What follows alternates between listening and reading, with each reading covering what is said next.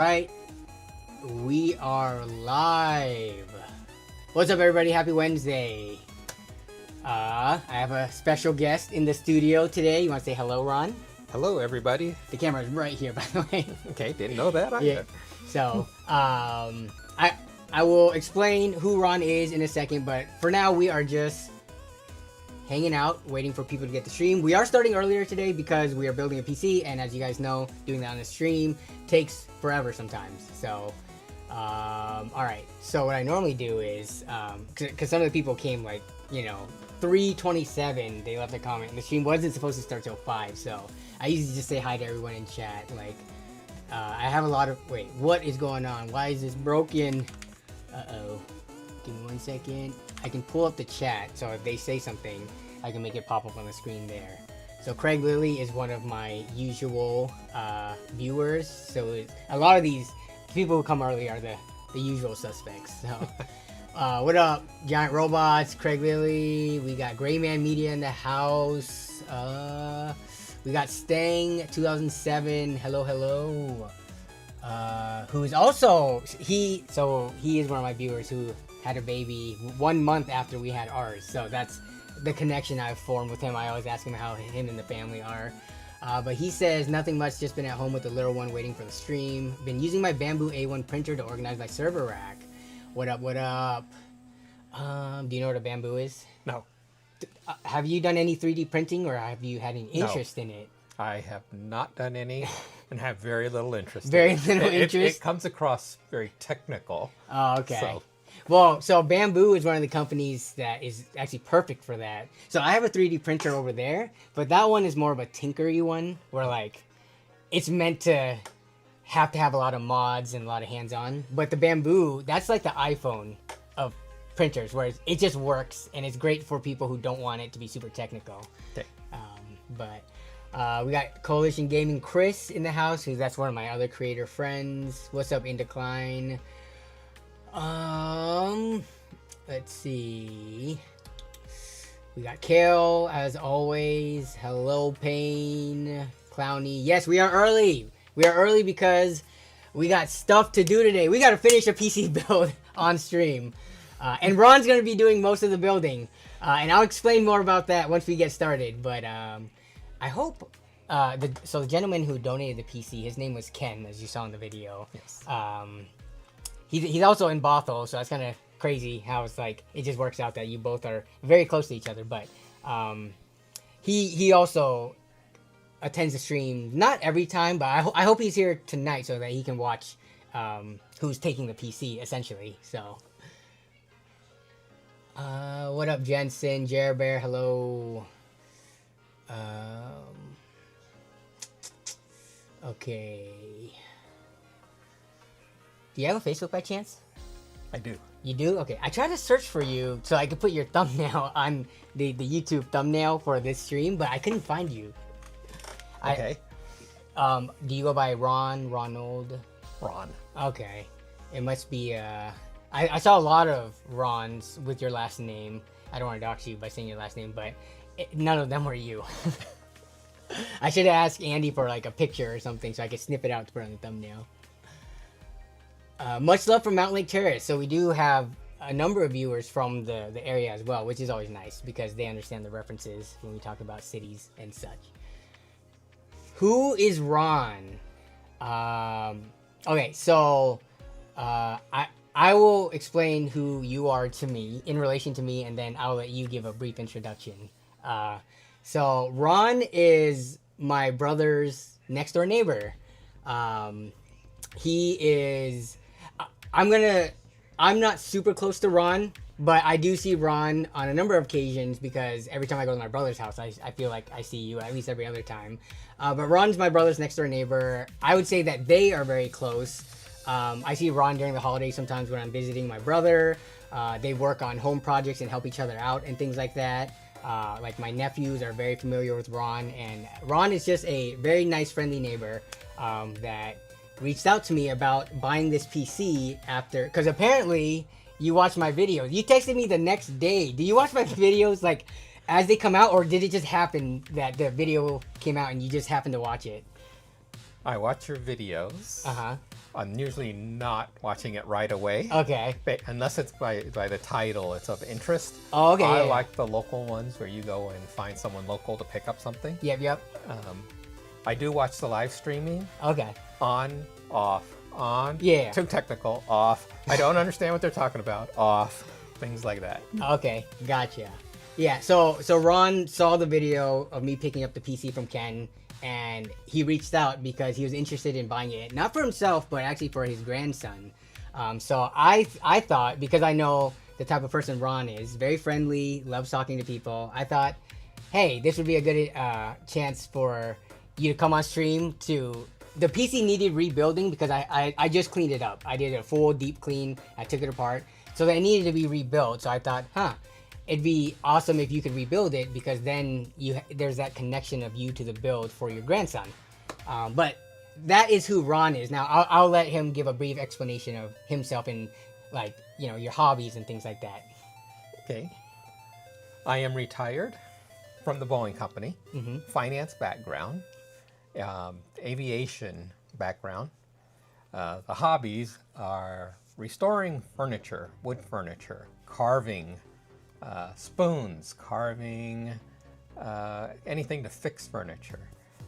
That's the hobby that I end up donating items to a local charity, and they resell items. Okay. And then, so what you would say woodworking is the main thing that you do? It is. Okay. Now, have you ever built a gaming PC or any kind of PC from scratch before? I have not. You have My not? son has built a PC. Okay. And in his first one, I tried to help a little. He wanted to do most of it or all of it himself. Was this when he was a lot younger, or was he already an adult by this time? About 20 years ago. Oh, 20 years ago. Okay. So I have 20 not years ago. built a computer myself ever. Okay. Got it. He's Santa, says somebody. Have you ever dressed up as Santa for any of your, like, grandchildren or your children or anybody? Yes. You have. During the Christmas holidays, I used to have a much longer beard.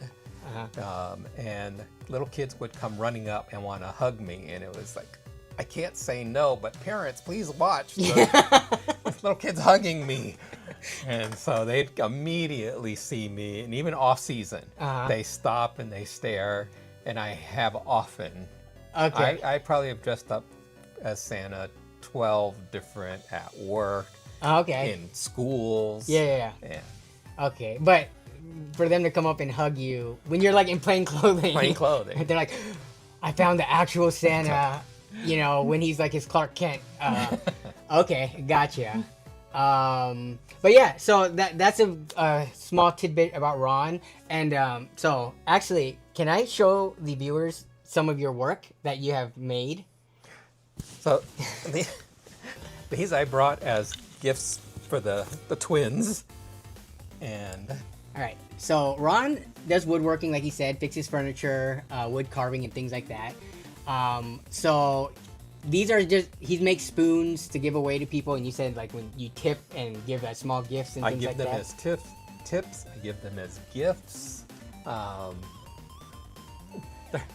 Selling them is not a profitable adventure or venture. So they also get given away special occasions. Yeah, I would imagine the amount of time it takes to not only carve this and to finish it, and, you know, all that, for the amount of that people would be willing to pay for them. Yeah, it's probably not $1 per hour that profitable. Yes. Unless you got a big following on, say, Instagram or something like that, or a shout out, and then these are like the rare spoons from Ron that go for $50. Even at $50, would you think per hour, would that be worth it? Most of the peers that actually do sell spoons, they're in that $25, $30 range for high-end, for beginners, or $15, $20. Okay. So is it worth it? Doing them is worth it. That's a good way to look at it. Okay, but thank you for the spoons for the twins. Yeah. Little children love holding them, feeling them. They're so smooth. Yeah. They're perfect little holding toys for kids. Yeah, they just even so they started their solid foods journey recently, and when they eat, they're not even eating; they're just holding the spoon, but they enjoy it. So this would actually be perfect. In terms of care instructions, just hand wash, dry right away. Hand wash, dry. If it ever goes dry, just put oil back on it. Put oil back on it. Okay. Food safe oil. Food safe oil, just like. If you're gonna use them and wash them, then any of the canolas, avocado. Okay. If you're not gonna wash it often, then something like walnut oil, linseed oil. Okay, got it. Okay. All right, and so these streams get archived forever, so I can always go back and watch that just to remember. Yeah, I use my own videos and streams as notes all the time. I have to go back and be like, oh wait, what was the thing? I already forgot. But okay. Oh, and Ken is in the house. He goes by Doggy64. He says, "Hi, Danny and Ron in chat," and he says, "Wolf." So, Ken, I actually need to talk to you about something after this, but this is a gentleman who is interested in buying your PC. So, you can't see him, unfortunately. Hello, thank you. You've seen him in the video. So you guys are both from the same town-ish. So it's like you kind of met by 1 degree of separation-ish. Yeah, what's up? Yeah. Oh my goodness. Okay, Ron, I'm trusting you with the stream. You can sit here and look at chat and just talk to chat. They might ask you weird questions. You don't have to answer them all. I'm gonna put my mic down real quick. I gotta change the diaper, but I will be right back. Oh, this is a first. He's on diaper patrol. So thank you, Ken. I did watch your video, and as soon as Danny showed the two PCs, this is a video for my computer for my grandson. His laptop broke, and so as soon as that video showed up and Danny said it was available, I jumped and said, I'll gladly buy it. I trust Danny. This is going to give me a decent computer for him getting his GED as well as gaming. And so with that, that's why when he said, do you want to come and build it? I said, sure, I don't know what I'm doing. But he said, trust me. So let's see, what else am I supposed to read? Would you rather fight 100 duck-sized horses or 1 horse-sized duck? I have no clue what you mean. Okay, next one. Wednesday night stream has become Ron's day night stream. Yes, it is. Hopefully it goes well. Danny said this could take hours, but I'm ready to go. Add while we're talking to Ron. Oh, wait, okay. We talked about me being Santa. Have you heard you look like David Letterman? No. I did not know that first time being on TV. So maybe I do look like David Letterman. I'm going to have to go and look at it again, see if I do. So what am I rebuilding? I'm rebuilding a PC that if you watch the video where Danny picked 2 of them up with Ken, he brought it home, cleaned it up, and we are going to rebuild it. Let's see, someone else is retired. I worked for the Boeing company for 37 years in finance. So it was nice to get away from the desk and start doing things with the hands. So I'm comfortable with tools, and that's one of the questions Danny asked. You comfortable with tools? It's a lot of screwdrivering, and I said I can do that. Let's see. This is the pooper-trader in question. This is Mia. Hello. Say hi, Ron. Hello. Oh, you okay? Yeah. All right. What kind of weird questions have they been asking? A lot of people are saying Santa. Yep. We're doing the Santa route. They asked, what are we rebuilding? All I could say was the PC that Ken donated. Yes. Which in that video had all the specs. But for the people asking, 8600K with the 1080 is the main specs. It does have 48 gigabytes of RAM. I don't know if the system needs it. I'm considering splitting it just so that taking 16 to help out like a different build, because 32 would be plenty for this, but we'll see. We'll go with the flow as we build. Oh, I like that one. Would you rather fight 100 duck-sized horses or 1 horse-sized duck? It took me too much to think about. I passed on it. I read it and said, I don't have a... Oh, you're... Okay, we go back upstairs. Uh-oh. Scared a baby. Chalk that up. Muted frames. I'll let Danny address anything with muted frames. It's from my World of Warcraft days. I did play World of Warcraft. My son showed it to me, and haven't played it for years, but we played on an irregular basis. Wasn't good at it. I knew I wasn't good at it, but it was fun playing it. Kind of a World of Warcraft reference that I have done. We'll switch. Oh, yeah. Run. So I made it to a level 90 warrior. Which is pretty, I would say, is impressive. But did not know how to play. I could not move at angles, left, right, up, down, slow movement. Never really got the advanced concepts of it. But the journey there is what a lot of people value, just going through the leveling experience and learning your character and things like that. So back in the days we had to walk everywhere. No riding. Yeah, before they made it super easy to like just go everywhere instantly. Let's see. Okay. Oh yeah, because Ken, I think I might have cut just because the video was getting so long on Ken's video, but we did talk about like the games that he liked to play, and he is a very avid World of Warcraft player. Had multiple max level, was in like competitive guilds and stuff like that. So we had a really good chat about that. But World of Warcraft being my main game, I would say, anytime I hear people like play it, I get super excited. Because it's kind of like a dying genre of games. It's not the most popular like it used to be back in its heyday. But, okay. We are getting close to 5 p.m. Let's start slowly building, and we will continue the conversation. You ready, Ron? I'm ready. Okay, I got the test bench view right here, but you can still see us in frame. Alright, so... some of the stuff is already pre-installed just because it's a pain to take them out and just put them back in. So these standoffs normally don't come on the motherboard, but they're to hold on. This is a cooler right here with the radiator.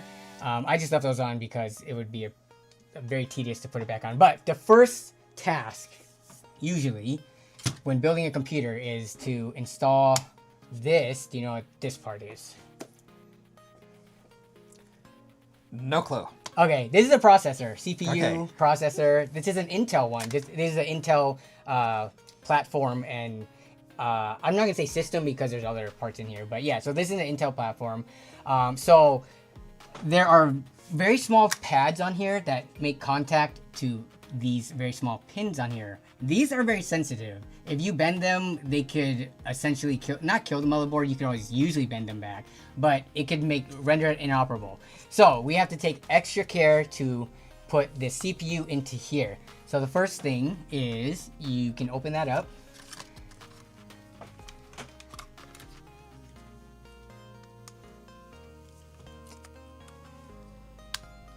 What are the challenges of getting into it? Okay, so then when you hold that, usually handle it by the edges, but you see that gold arrow on the bottom left corner of it. It's very small. Yes. Okay, so keep that in mind. So now hold that with your left hand, the CPU. Now with your right hand, undo this latch. So push it down and swing it out to the right, and then lift it all the way up. And I'll hold the motherboard for you.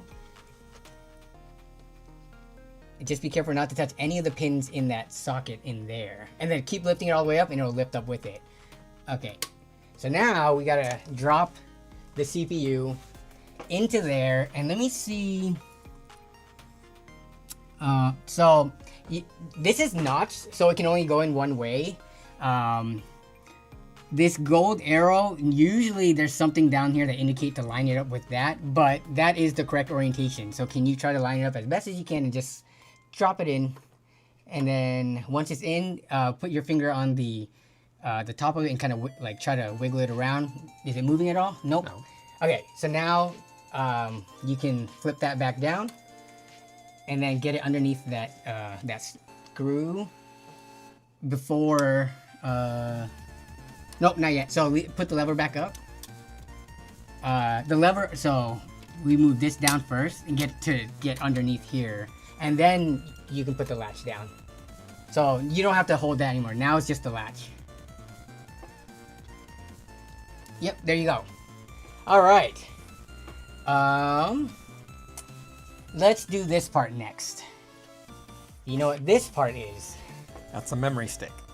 It does have memory on it, but this is the storage device, or this is an SSD, solid state drive, which has replaced your typical hard drives from computers of yesteryear. So this is where all the storage goes on. Okay. So this is 500 gigabytes worth. So this is where you install all your games, your operating system, and such.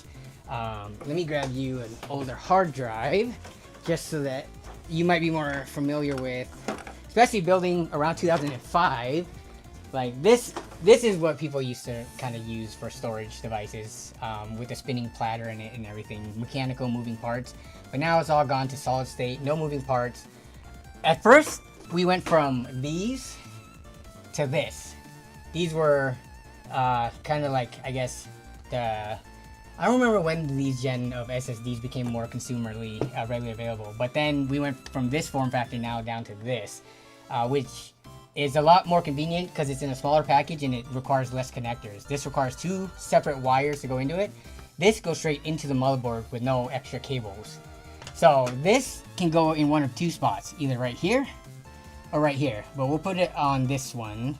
I haven't looked at the motherboard layout, but sometimes there are speed restrictions, but we'll put it in here because this is typically the main one.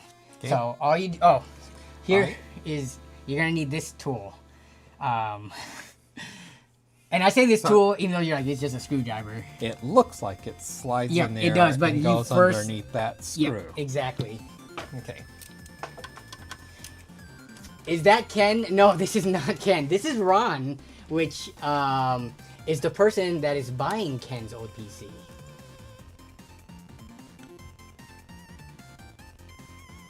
That was a tiny screw. Is that the Gamers Nexus B grade desk mat? No. It should have been an A grade one, but it's gotten dirty over the years. What is that now? That's a tiny screw. It is a very tiny screw, very easy to lose. So yep, all you do is slide that in, and then put the screw, and then press it down, and then put the screw back in. You're doing great so far, Ron. Why is it disassembled? Did you put anything new there? So I disassembled it because I did a thorough deep cleaning of it. I cleaned every single surface on the case. I took apart the GPU, cleaned the fans, the heatsink, re-thermal pasted it, cleaned the radiator. I did a full disassembly and deep clean. And you'll see why in the video once it gets posted. This is a magnetic screwdriver, so you could use that to place it in if that helps you out. Magnets, advanced technology. Yes, magnets, how do those work?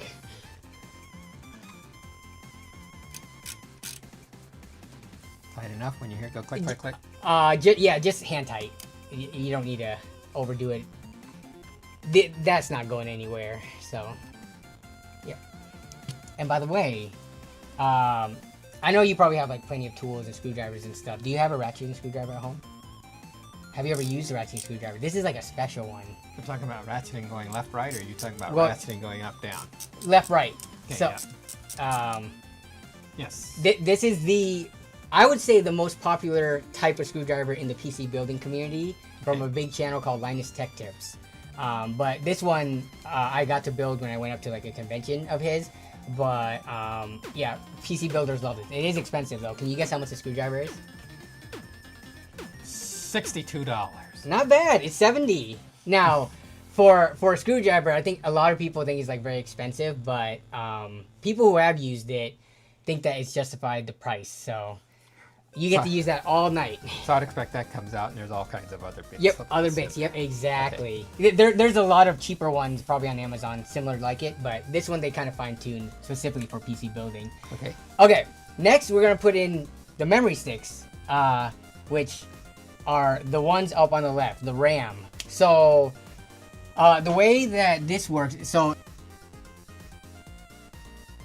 ones to put in first, typically, which is really, I think is backwards, why you would want to populate A2, B2 first, but do you see those labels right there? They're very, very, very tiny. Oh, we got a $5 super chat. Next time you do something like this, make them clean the PC. No way. I took like 7 hours to clean the PC. It took so long, and you'll see in the video why, but there's no way we could do that on stream. But thanks for the super chat, Heavy Metal. Okay, can you read from left to right? I see A1.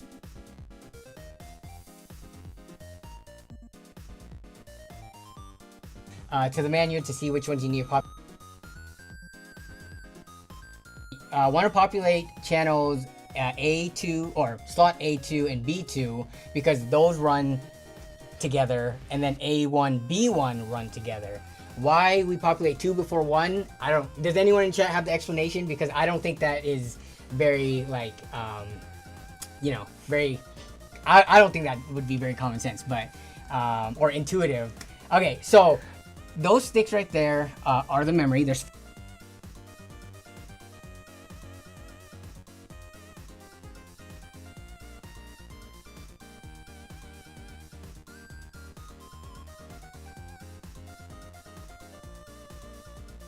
1688 for a total of 48 gigs.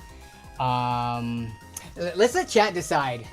So for this build, do we put in the full 48 or do we put in 32 because it is being paired with an 8600K with a 1080, and we save the 16 gigs to help out a different build because of the whole memory situation right now? 48 gigs I think is definitely overkill for the build, but it was also how Ken gave the build. So we'll actually run a poll, and then we could hang out for a second while people vote. Do we put in the system 48 gigabyte, 32 gigabyte, and save 16 gigabyte?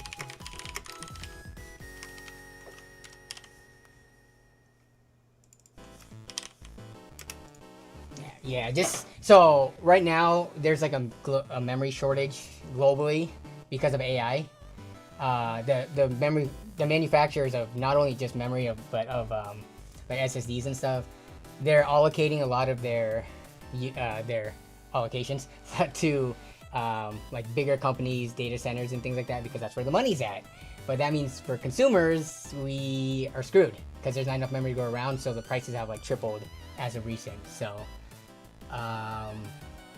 mic going in and out. Is it? Why is the mic? No, Mike, stop. You stop that. Okay, it seems like it's back now. 48 send it. 32 is fine, especially in a crisis of gaming. It's fine.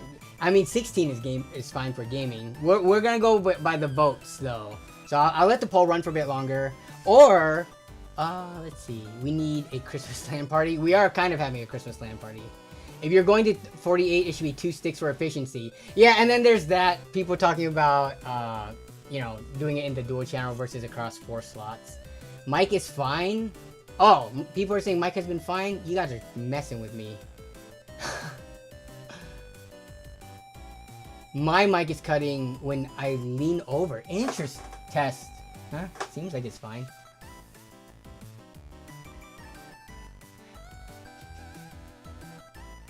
I know why 2 and 4 is used. Or not 2, but I'm saying why not 1 and 3? Because 1 comes before, Like, I don't understand why they don't start with the first number.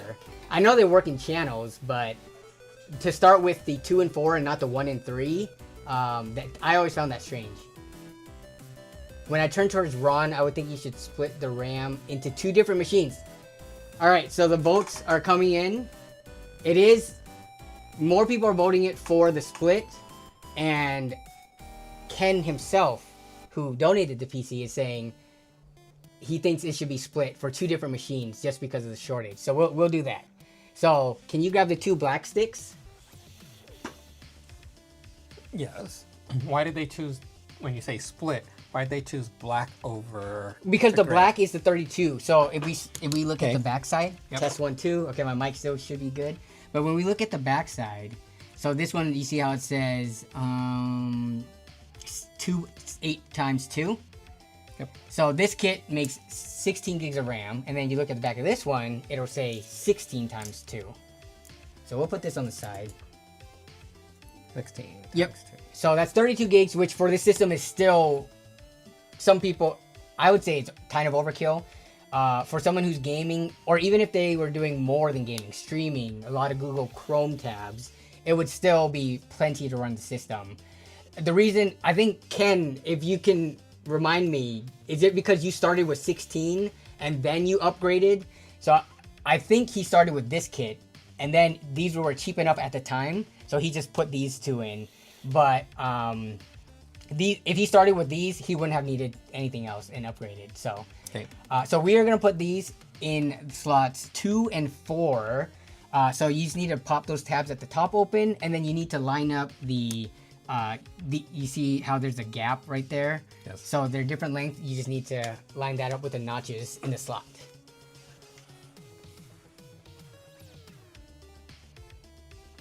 The ends of the circuit slots 2 and 4 have less signal noise and fewer reflections than the middle slots leading.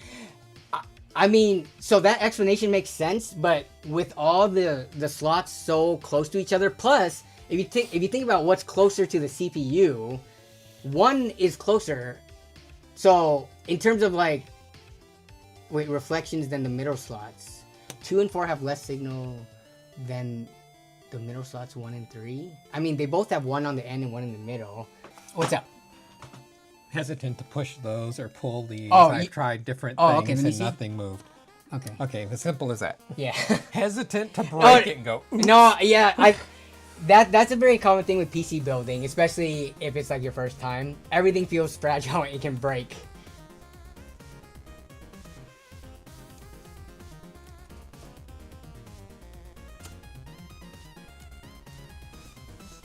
Yep, and you have to, once, if you make sure that they are, yep, that looks good, you just gotta push it in.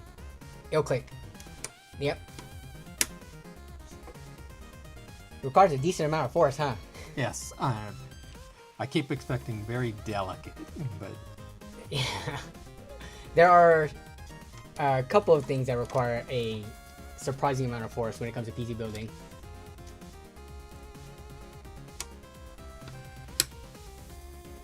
they're in. Okay, they're in. So we've got most of the main things on the motherboard right now. We're ready to go into the case. I have everything out here, but this was just for looks. Let's move this. We will grab them as we need them. I will move this here. So can you grab this main big case, and I will grab all this stuff, which are the panels to it, and I'll put them down here for now.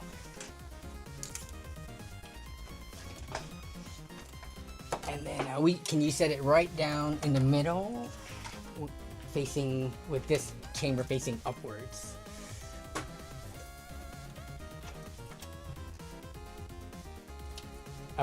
And don't worry about these cables; they can just kind of like be under there. All right. So where's that IO shield? So this part is called an IO shield. It's just to put in the back to kind of fill in the gap spaces when we put the motherboard in. This has been known to cut people a lot. So be very careful. Can you place this and pop it into this hole back here? Yep, just like that. Watching new builders put in RAM makes my heart race, lol. Yeah, have you guys seen the short where when they put it in, then it snaps sideways? Yeah. But Ron's very good with his hands, as you can see by these wood spoons. So I'm very confident that he will do a very good job tonight. Okay, all right, let me check to make sure all the corners are popped in. They are. Sweet. Now we will need to step back. Yes. You said storage is where you load all the apps and software and whatnot. Memory is doing what? Okay, so a very good analogy for memory versus storage is long-term versus short-term memory. Okay. So think of memory like the RAM sticks that you just put in as short-term memory. Like whatever you're doing right now, that's where it could throw, instruction sets, things that it needs to remember for the short term. But as soon as you turn off your computer, it essentially gets wiped.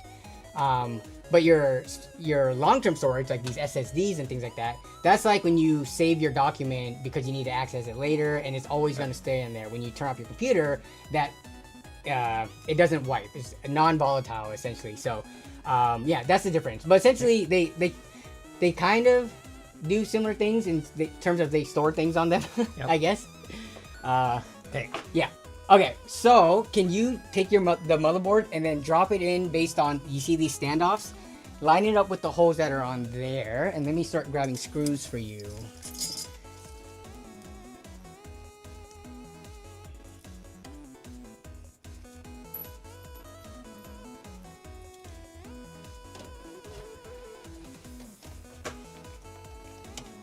Is that IO shield upside down? It is not, I don't believe, but I would take another. No, it is correct. He lined it up correctly. You got here. I'll change it to this view for now, as he's lining that up. Actually, no, I got it better. Yep. I'm set. Okay, that went there, lined up. Yep. Lined up. They are. Okay, so these are the screws that hold it down. So you want to start with the corner 4 first, and then we'll put the rest in just in the interest of time. We'll just put the corner 4 in right now. Actually, no, never mind. Once we put the graphics card in, it's going to get in the way. So I will help you put some of these in. If I can. Here, I'm going to change to this view. Yeah, so the screwing things in is not the most interesting part of PC building.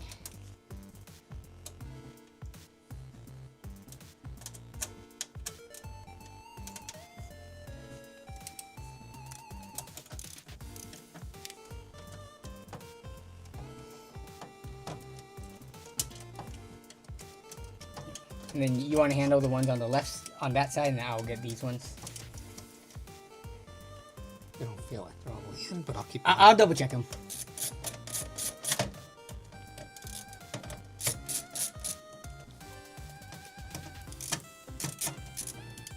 There you go.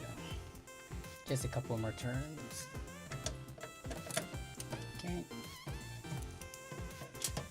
There's no such thing as too many cooks in the kitchen when it comes to PC building. Alright, here's a... So you got that one up there. Or actually, you can get one of these side ones too. I'll get this center one.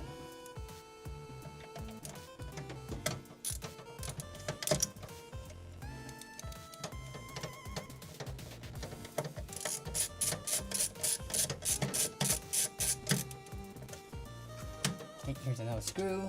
Let me try to find the rest of them.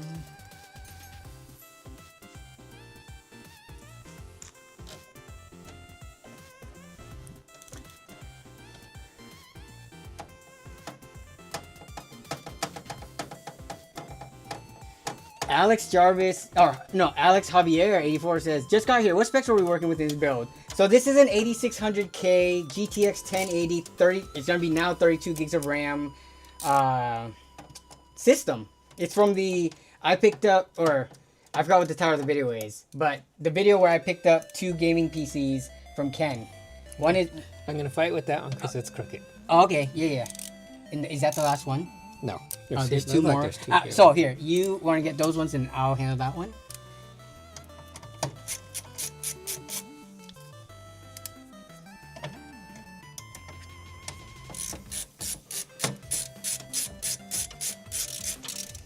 Okay, and let me see. One more screw. And here's the last one for that side hole.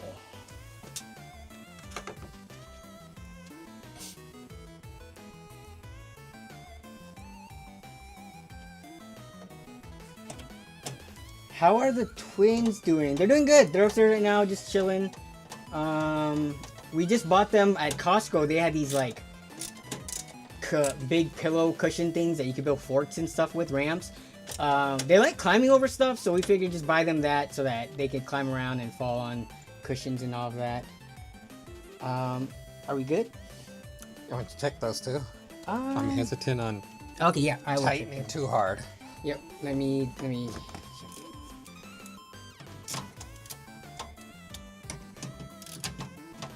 Okay, let's see. They do look like they're sticking out quite a bit, but I don't know.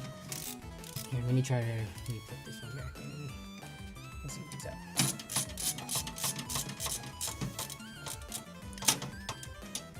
Okay, yeah. I think they're just slightly cross-threaded. But this is a weird angle because this thing is, the lip is in the way, so it's no problem. And I mean, technically, all you need is actually 3 screws to hold the motherboard in. This is kind of overkill. You just need to cover a 2D plane, which 3 points does. Because unless you're like taking this mountain bike riding or something, the chances of it popping out are pretty low. That one is actually kind of hard to get in. I might just say leave it like that because we're covered with like 8 other screws. Unless you want to keep going at it for a little bit longer. Nope. I don't remember taking it out if it was giving problems or not, but it's okay. All right. Usually next, I think I normally do, let's do power supply next. So, this is the power supply. Can you flip this PC, I guess 180? No, not rotate it, flip it. Upside down. Yeah, upside down, yes. All the way over, one more. Nice, my twins are in the climbing phase too. Yeah, the only thing is like, dude, the amount of times they hit their heads just like trying to do that. I mean, we have like carpeted floor as well as mats and stuff, but they still do that. Okay, so the power supply, we'll rotate it this way. So it will go in with the fan facing where the ventilation is, which is on the bottom side. So actually, sorry. I'm going to give you the connectors so that we can put these all in prior.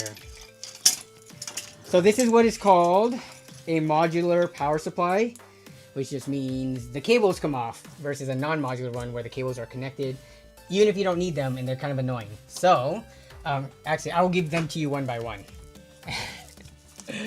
All right, so can you find where, and they're pretty much slotted and you can't get it wrong, but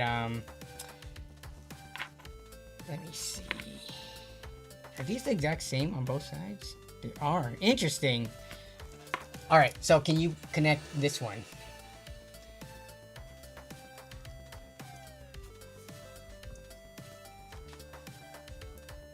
Oh, the camera is, oh, actually, I will change the camera view to, oh, there you go.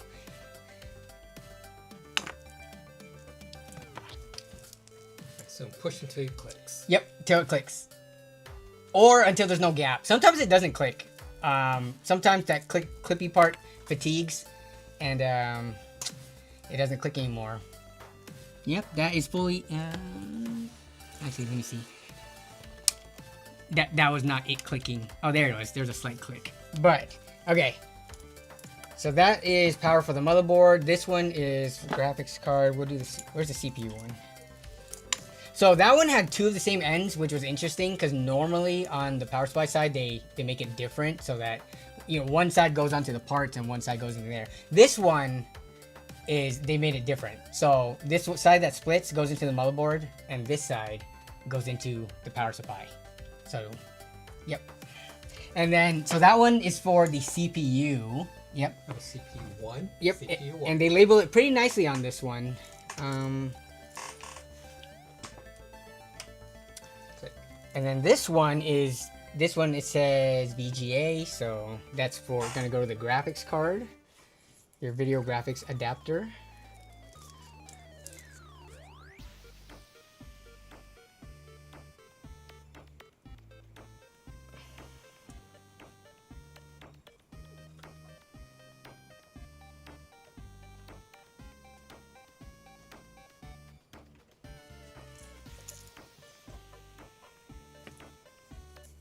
Does it say VGA on there? Oh, it does. VGA 3. You can put it on in any of them. You don't have to match them. I don't know why they even label it 1, 2, and 3. That might confuse people, cause like, it just needs to be labeled, I think, VGA, and then people can just populate whichever one. So here's another one, same thing. So it's gonna go into this, the graphics card, and you see how there's 2 of them right there. Yes. So yep, that's gonna power that. Oh, your mic is right here. Did you put this here? I did not. When I moved it? Yeah, it grabbed the magnet. It grabbed onto the PC case.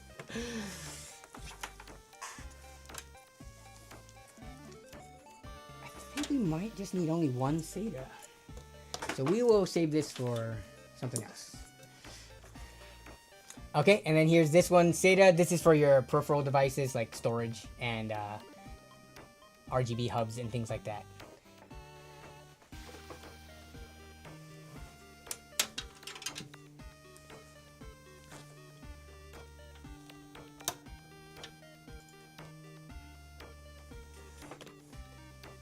Okay, everything is in? Everything is in. All right, so we will throw all these cables to the side. We will get to connecting them later. They're a pain, but all right. So can you take the power supply and place it into the system? So right here's where the power plug is going to go in. So you need to face that outwards, and then the fan down towards this ventilation. And it just slots right in. And let me get you the screws for them. And this part, I've had people that are newer builders have problems with, but I will let you try to do this on your own before I help. So you see these holes and the holes on here? That hole goes to that hole. So you gotta like hold it up while putting the screw in, which is kind of somewhat difficult. Looking for a place to hold it. Yeah, so you can grab it by the by the connectors on the cables. It's not that heavy, so you don't have to worry about stressing it too much. But yeah, so you gotta hold it up while where's that screwdriver? The green, bright green, can't lose it. All right, and then the screws are here. Let me move them out in the dark. In the dark, exactly.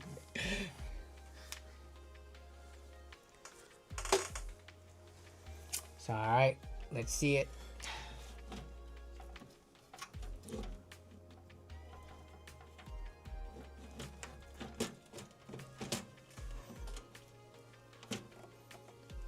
Oh, nope, not that hole. It's these holes down here. So, here.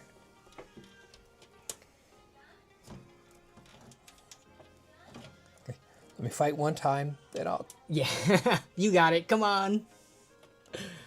Chat. I guess, how do you guys... most of you guys probably have built multiple computers by this point, so this isn't a problem anymore, right? But... this specifically with new builders, I run into a lot. But I'll let Ron struggle with it for a little bit, and then I'll give him. There you go. I think he's figured it out. Yeah, the magnet screwdriver helps a lot for this. Pushing it forward. Exactly. Once you get one in, you're set. Then it's basically easy mode from there. That's true. He could stand the case up. Yeah, you could do that. I don't think I ever put the power supply in with the case standing up, to be honest. I've just gotten good enough at doing basically what Ron has done. But that is a good suggestion. I wouldn't have even thought of that. I think you're going in slightly crooked. I see it. That one's going in crooked. Yeah, so but that's fine. It's just holding. Come back. It's just holding for now. We need the next LAN party. Okay, so people are asking about the next LAN party. We are having our LAN this month. I don't know if I can get the LAN video out this year. It's going to be tight. Because normally, I take 6 months to edit the LAN video. You're telling me when we land this month and then I have 2 weeks to get it out with babies now? I don't know. We'll see. I'm not making any promises. But we are going to have a very special LAN this month. Because we're wrapping up 10 years of LAN parties. All right. Yeah, you got it. Up to it.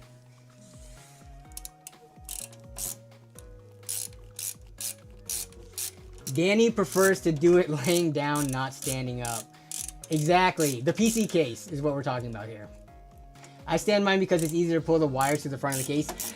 So you know what the funny thing is? I do eventually stand it up to do that exact thing, to pull the wires to the front. But I don't know, like, I'm trying to think. I can't remember a time where I've stood the PC up to put the power supply in. Let's just say that. You can go back and watch all my build montages of all my build videos. And you can see the power supply always goes in with the case laying down. That one does not want to straighten out. Okay, let me see if I can. Backing up. Yep, let me see. Hopefully, if it is stripped, then no biggie. Again, this is not gonna be like dynamically moving. Okay, we got it. We got it. I think it's more of the holes are not super lined up. So it was kind of like tight going in there, but we got it. Oh, and then one left. Okay, here you go.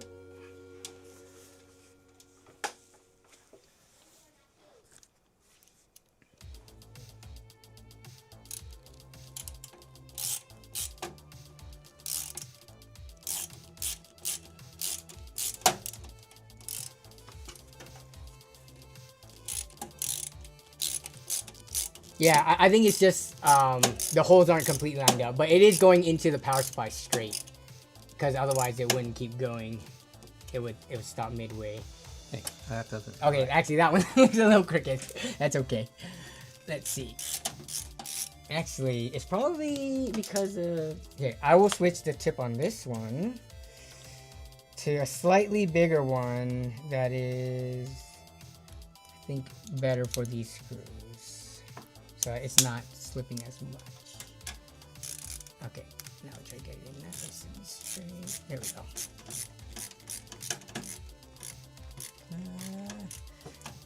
Yeah, what the heck? Why is it going in crooked now? I mean, it's like threading in.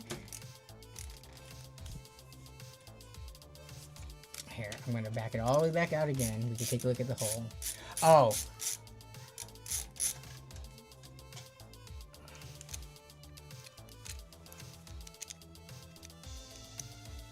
Yeah, you see how it's slightly interesting. Here, let's loosen these and see if we can wiggle it a bit, because it is not perfectly aligned. Oh, there we go. So I will hold that and you can get this in while the hole is more exposed. There you go. Now it should go in smoothly. Oh, you have this. Yep, there you go. There we go. Tolerances. A live stream LAN party would probably result in Danny getting a YouTube warning for adult content. Yeah, probably. I hide stuff in the LAN parties that's not appropriate. And I will release them on the Patreon one day, maybe. Okay, so now we can start routing. Oh man, I forgot about the fans. Okay, these fans are gonna be so annoying to put back in. Give me 1 second. Actually, we'll do it right now. We will work as a team on this. So these are the case fans. I should have installed them ahead of time because they do come pre-installed, but it's because I took them out. So you take that one. So we will stand this up. And let me change the angle so people can actually see. T-bench. Okay. So these, you're going to install yours on the back spot here. So it's going to go just like this.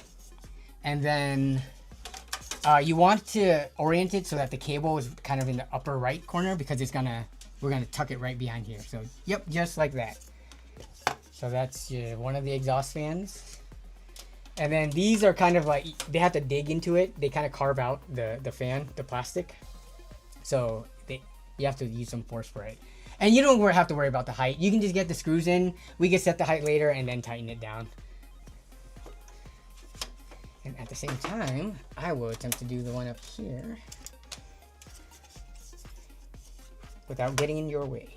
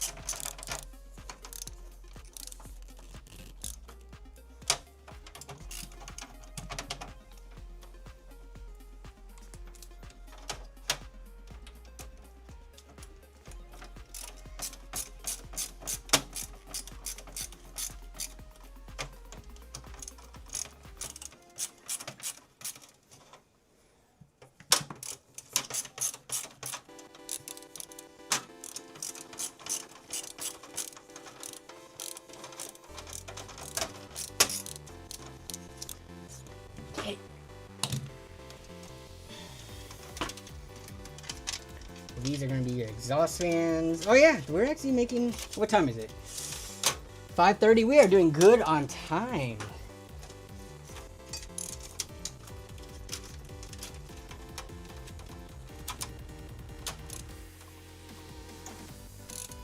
Any new software or hardware that's coming out that has me excited?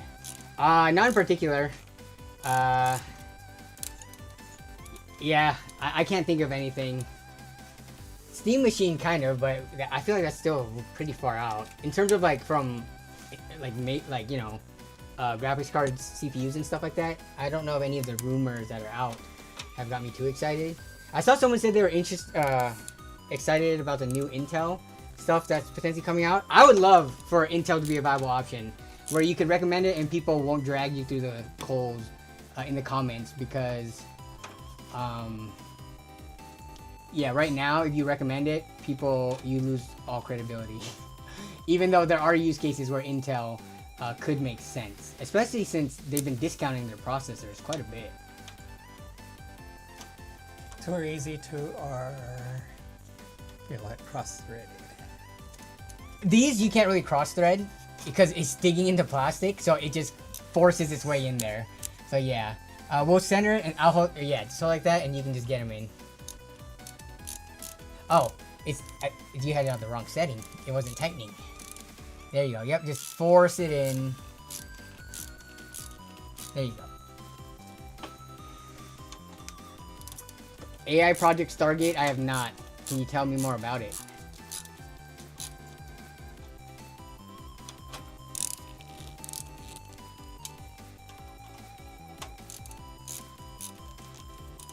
Yes, and that's true. If I were to live stream the LAN party, it would be like so much more work. It's already a lot of work to document everything and capture it on camera. So, yeah. Oh yeah.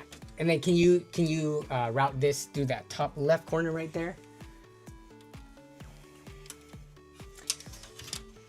Okay. So next we gotta get the cooler on, which has its own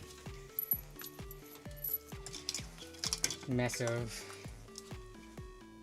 Okay, so here's the radiator, and then it goes to this pump block where it transfers the heat and all that good stuff. All right, so this is gonna go on the front of the case right here. So we could do this with it standing up as well. Let me test something out real quick. So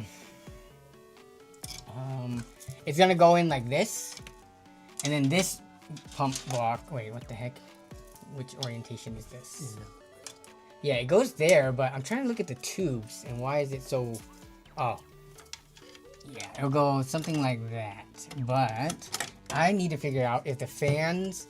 So this part I'm gonna also let you struggle a little bit before I help. So the radiator goes on this side. The fan will go on this side. These fasteners will go through it to there, so it's clamping it together, which is kind of annoying to do by yourself sometimes. Yeah. Radiator first. We'll do this afterwards. Okay. It's easier if this is just free floating. Okay. So yep, let's turn this. So you need to hold this in place here. Let me probably right there, like right where that is. So we're gonna face these fans with the cables that way so we can route them right out these holes sideways. So here you go. Enjoy. Have fun. Yeah, I will get a good view of this.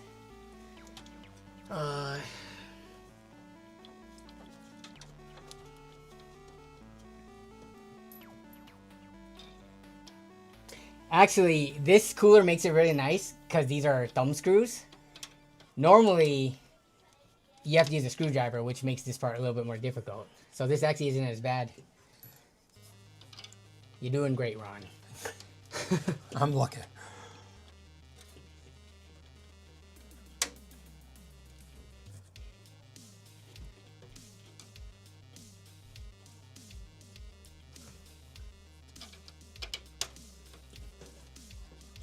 OpenAI, Oracle, and Sunbank are investing $500 billion to build 20 AI data centers in the US in the next 4 years, most likely the source of RAM disappearance. That's what Project Stargate AI is. AI Project Stargate is.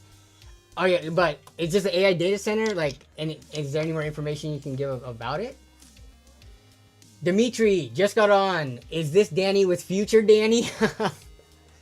If I become old white guy Santa, I wouldn't be mad. But no, this is Ron. For anyone who is new to the stream, Ron is buying Ken's PC that was donated on a past video.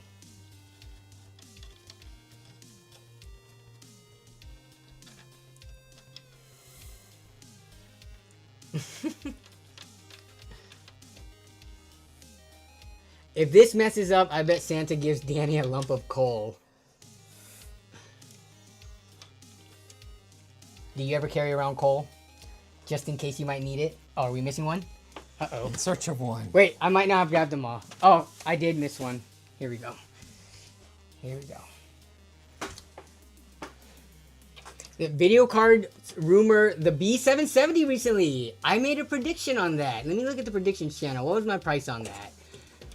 My B770 price prediction will be $375, about 5 to 10% better than 9060 XT. So we'll see if that comes true. Okay. It's the only one that doesn't feel right. Is that one? Oh man. Okay, here we go. So here, you can try to use this to get it in or out if that helps.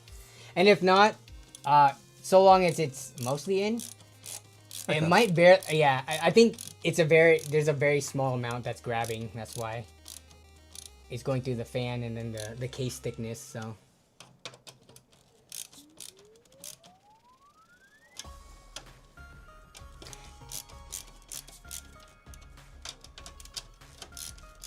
Uh-oh, why is this lagging? Stop lagging. Okay. What's the specs of the build? The specs, I should probably... I'm going to end the poll. The specs of the system, I will pin it, actually. So, i5 8600K, GTX 1080, 32GB RAM. Bam. And then we will pin this comment. I don't pin it often. Alright, so we will route these just in here. And we will worry about all those later. Okay, so now this front panel pops into place. So here you go. I'll let you do the honors. It's kind of satisfying. Just push it in and it'll click.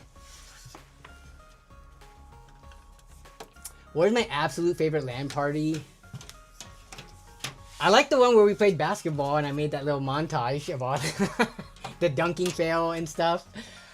The first LAN party at this house was very memorable to me. That was back when LAN party videos weren't even an hour long yet. Yep, so it just goes right on in like that. You kind of feel the notches go into place and then you just pop it in. Like you grab it by the sides and clamp it together. It'll have a very satisfying click. There you go. Yep, and then I was wondering how you knew what was up or down. Oh, the writing is the only thing I could tell. It's in. All right, we are doing great. All right, can you put it on its back now, and we will put on some thermal paste as well as where's the thermal paste at? Bonk. It's okay. The parts are pretty resilient. Here we go. We're using that Turkey Baster MX4. Okay, so we kind of have to finagle with the tube orientation for a second. So I don't remember what orientation this came as, because you want these tubes to be kind of like natural feeling, not overly bent. By the let me change this. By the logo on here, it would be like this, and I'm trying to see if we can get a natural curve doing this. Like, let me push this down a bit. Yeah, there we go. Yeah, this would be the orientation. This is a decent curve, and then this is right side up. So, okay, so this is thermal paste. Oh, Wait. These are getting pulled down. No, we need these to be standing up. Let me go on the back side and push them back up. Okay.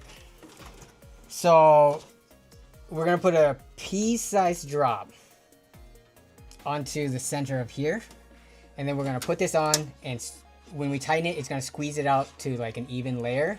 And this is just to fill in any of the gaps and the imperfections on that surface, so that there's a good contact for thermal conductivity.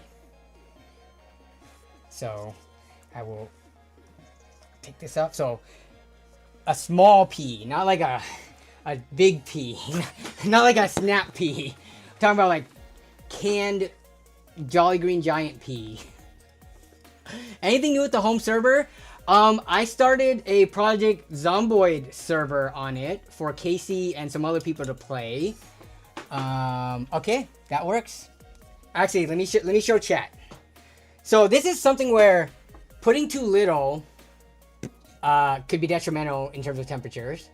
Putting too much, not really. It might ooze out the side. It'll all get squeezed out, and it might make a little bit of a mess, but you can't really put too much. But I will show the chat. What's chat thinking? Too much, too little, just right?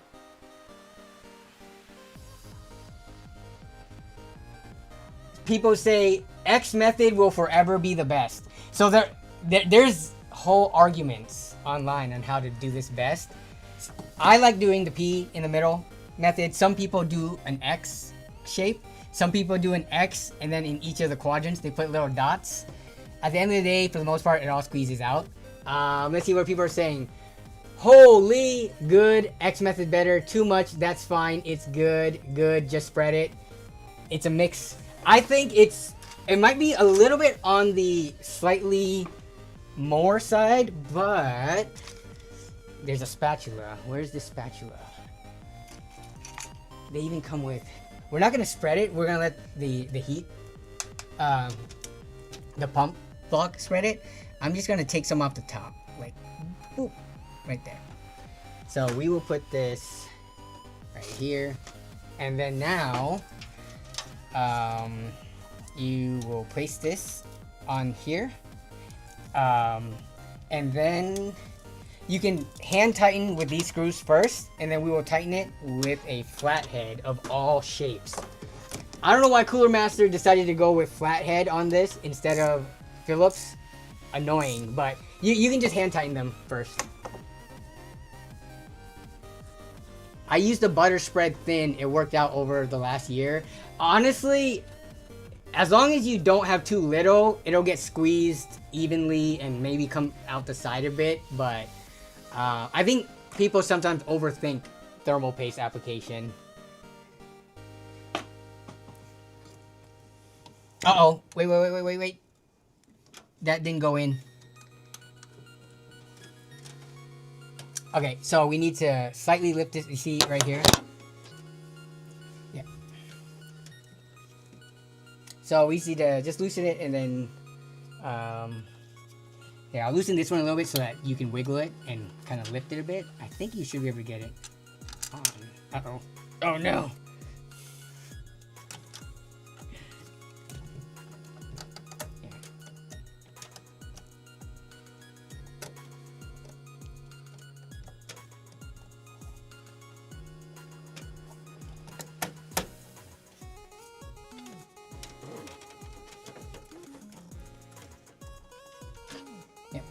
You could just hand tighten like 2 or 3 turns. It doesn't even have to like get seated. We just want to make sure it doesn't pop out.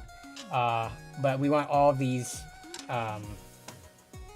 thumb screws, I guess. What do you call these? These aren't thumbs. They're not screws themselves because they don't actually have a screw shank. Threaded thumb thingies. What's up, Hazard Me? Probably use flathead so you don't over torque it too much. I think Philips people have a tendency to over torque. Yeah, maybe. But the fans on the AIO used Philips, so it's like mixing and matching. I just found it kind of annoying, and but it's not that big of a deal. So we got this one set up with the flathead for you. This is the cheap $15 Amazon equivalent of these.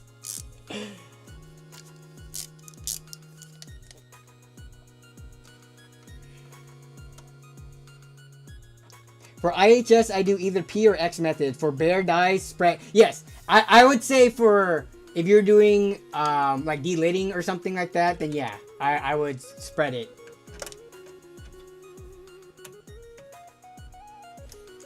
It's too fat. It's too fat? Mm-hmm. Okay, you can try it, see if it fits, but here, let me see. That head looks too fat. I thought this feels too fat. I thought I used that to take it out. I feel like it's exactly the. You just have to apply some pressure because it's. Oh yeah, I see what you're saying. It got caught there for a second. Let me see if this one has a skinnier one. This one might be skinnier. Let me try this one. There you go.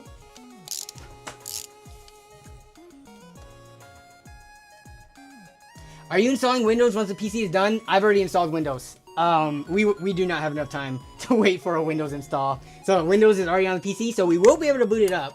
I already installed NVIDIA drivers and everything like that. I don't have any games on there, unfortunately, so no benchmarking.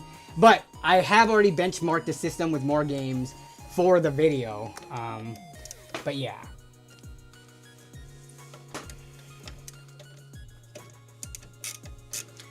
They don't sell cooler paste in physical stores in Europe anymore. In the US, I feel like Best Buy probably has it. Micro Center has it. But in terms of like other department stores like Target, Walmart, and stuff, I don't think they carry thermal paste. So yeah, if you need thermal paste in a pinch, I think Best Buy would be your only bet in the US to get it like same day. I don't trust that one. You don't trust it? Okay, I will check it. Let me see.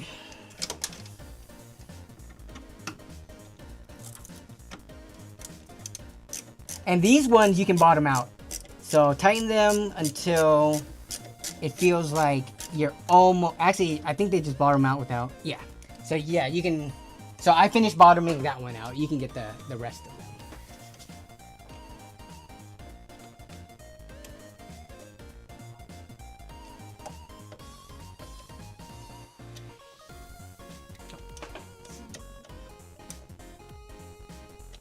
Bottomed out. All of them? Okay. So this is the connector for the pump. But it goes on to, I don't know if this one has a pump specific header. We're gonna have to look very closely here. So that's that says fan 1, which you could plug it in there. Sometimes these motherboards have specific ones for pumps. So can you hold this real quick? So this is CPU fan 1. CPU optional, yes, with pump.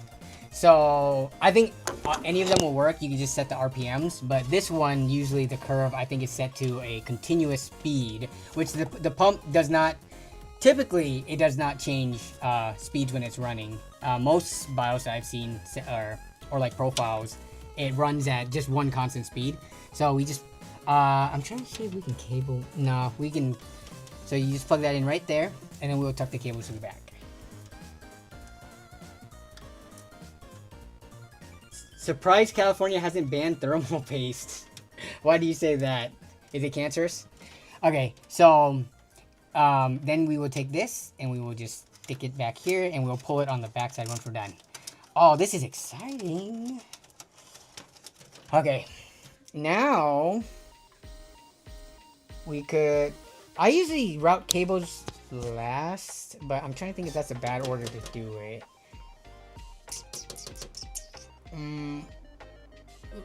Let's run cables actually. So this is the not as fun part because they're very small connectors. So let's flip this way. Here, I'll do it. So we're gonna stick all the cables where they need to kind of go. So these fan ones we'll deal with later. All right, so there should be one that's split down the middle that says CPU on it. Can you find that one? Uh-oh, what is going on here? Oh, my phone. Okay, Yep, that one. P1. So can you try to organize it so that it's not like tangling into everything out? That has to go up in this corner right here. So try to get the cleanest run of cable to up here. And you just shove it in there for now. We'll deal with it once we flip it back to the other side.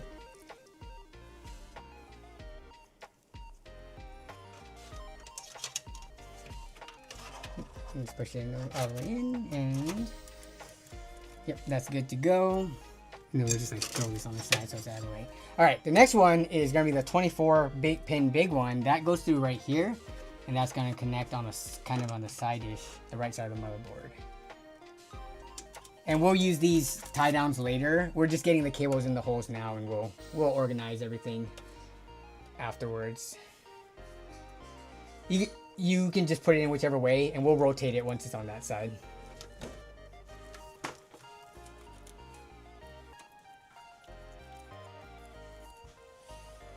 Okay. So these will stay back here, because these are for your SSD and other things of the sort. So I'm just going to tuck this down here for now. And then that one, these two are for your graphics card. So those can run from, there's multiple ways you can run it. I usually like to run them from down here because I like them coming from the bottom. Can you, actually no, they're gonna have to go through here. I'm already feeling the interference. So yep, they will just go straight into here. I think the connectors would be too big to fit in there. We would have had to route it before we put the motherboard in, but this is fine, this works too.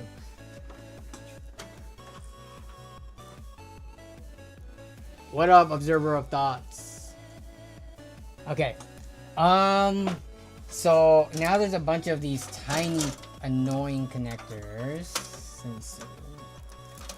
We'll just pull them. These are for like the front power button and things like that. So these one, yeah. This case has extra hubs and things. Okay, let me pull those to the side because we don't need those yet. These are fans. Okay. So this one, I think you're holding onto the does it say HD audio on it? Yes. HD audio? Yep. So that is we're gonna need it to go through this side hole right there. So can you kind of like get it as close to the motherboard down here and then like route it kind of down here underneath all that mess of cables? And then we will stick it right into here. And we'll plug it in on the other side. Our AC audio. Where's the USB? Oh. So this is USB 3. So this is for the USB connections in the front. Let me quickly check where it is on the motherboard because I forgot already. All right. So we're gonna want that one to go into this hole right here. Yep. And don't worry about the. We'll rotate it into place. And orient it correctly once we're back on the other side. Everything's been white on black. This is black on black USB 3. Okay, see it.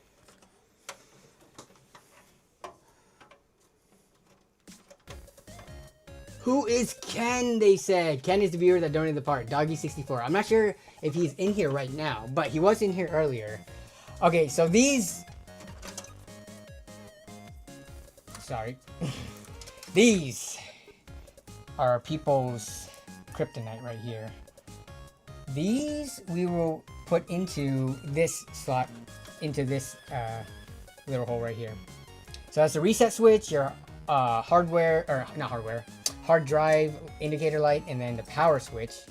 And I think that's all. So yep, we're gonna go into that hole right there. And if I'm correct, that should be everything you need.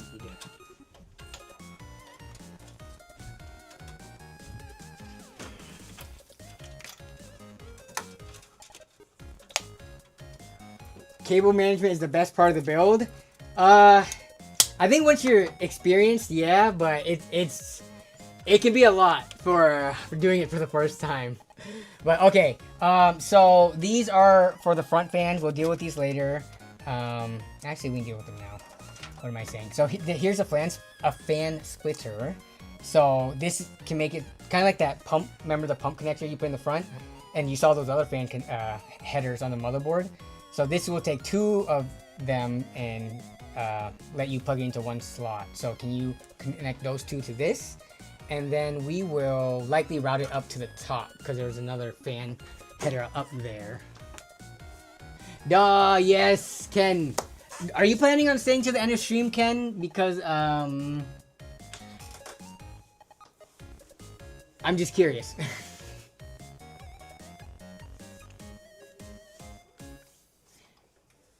Man, but it takes so long. I guess I got used to 775 builds being messy. It's a little overwhelming, but important. I mean, once you start getting your like builds up, the number of builds, I think you do. It's a thing that you get quicker at. But okay. So and then can you shove that into? So we're gonna. So this is, remember we took this to make it clean. So we're gonna pull that out a little bit. But then you can just put it into there, kind of anywhere. And then we'll plug it, and then we'll come back and pull it back out. I think so. This has a built-in hub with fan connectors. It does. Okay, so these are the 2 fans that we installed earlier on the top and the back, the exhausts. Yep. So this case actually has fan connectors as well. Kind of like that splitter, except I think it's just going to power through SATA, which is fine. Can you plug these into these 2? It'll clean. We'll see what the fan speed is. We could always move them to a header if they're too loud, but I don't recall how Ken had them set up. All right, perfect. If you don't do cable management, while it makes servicing it later, yes, cable management makes working on it later way easier. I hate this part unless I have the brick adapter that you plug the wires into and then put it on the pins. 3 here and 2 here. So there's 4 2, but use this notch as a guide and that notch. Yep. Doesn't matter which of the 3 I choose. Oh yeah, of these 3, yeah, it doesn't matter. They're all just daisy chained.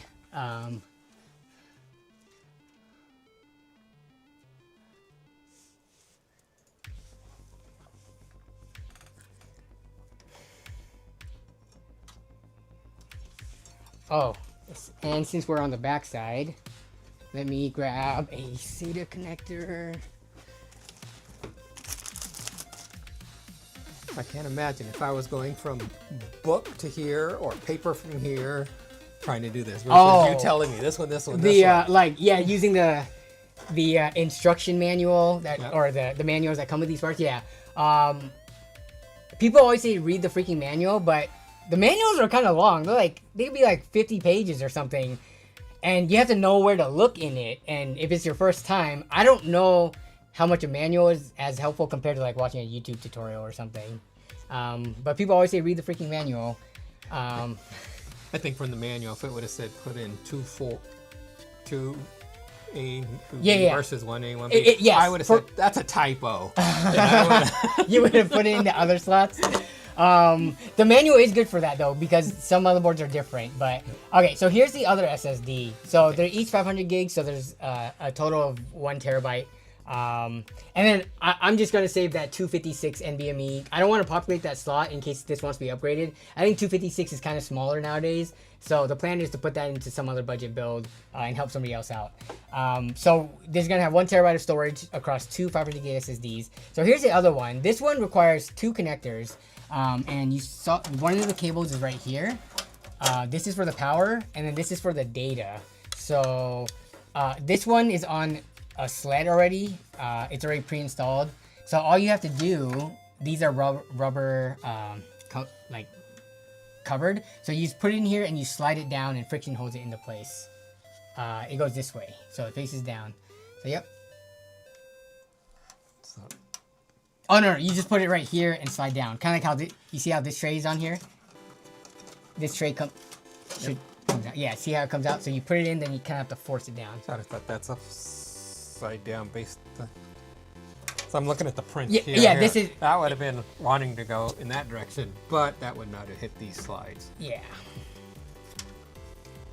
And pop it into place. Yep. And that should be it. Okay. So now we're going to put this into here. I'll let you connect it. These are a little bit more delicate, but don't worry, you're not going to break it. So you just put, slide it straight into there. I'm picking that right there. Yep. And then you should hear sometimes it clicks, sometimes it doesn't. It just depends on how fresh these little clips are. As long as you it's fully seated. So now we can run this to the front side. I think, it needs to go into this one because that's where the SATA ports are. Ken, thank you for the $5 super chat. I have to say, you did an excellent job at cleaning up that PC, Danny. Oh, Ken. Wait till you see the video. I had to stop recording footage because it was like the same thing. But I hope you enjoy watching the process of it and the discussion behind it. I would say I would not want to do a cleaning like that again. Nothing against you and like the condition of the PC because it still works fine perfectly. But I thought it would be fun to do a deep clean specifically for this situation. So yeah, I've done deep cleans before, but I think this was the deepest of cleans I've done for a PC. Okay, so we are good. Oh, you can connect this one now. So that one connects into here, and that's just power for it. So you can choose any of the three. I would probably just choose the first one because I think the hub has one coming off of it, right? We'll find it later. So I'm gonna go under and up, right? Yeah, I would try to get it under all that stuff.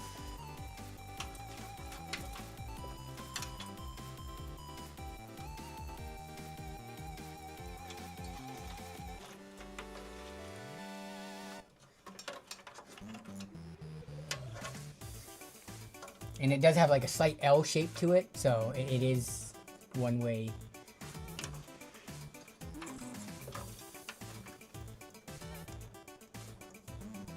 So this one had a clip which stood out top Yes. to bottom. This one is no clip. All right. Yeah, these connectors can be sometimes delicate where when you're trying to put it in, if you slip and you like bend it up, it'll break the connector off, but you did, yeah, it's good right there. Okay, so now we can flip it back over to the main chamber so that we can start connecting all those things that we slotted through. 2025 was definitely the year of white builds. Was that the year of white builds? I didn't notice particularly, but I know I was watching something where they're saying white cars are the most popular color of cars. Okay, look at all these. Oh man, I gotta show it on the stream. But we got everything sticking through, and we're gonna clean all this up and make it look nice and pull it tight. But all right, let's get started. Let me switch to the test bench cam. Okay, so we will start from the upper left, like reading a book. Yep, those two. So you see how the clips are on the bottom side, right? If you were to just aim them down, there's a little kind of like a lip down here to kind of catch onto them. This is also keyed so that it can only go in one way. You can't really mess it up. So it's just kind of a tight fit, especially since we installed those fans in there. I had to give you a challenge, so. You could put in one at a time or both at a time, whichever is easier for you. It's white is played out now. That's why the wood theme is coming. I could get down with the wood if it's done tastefully, yeah.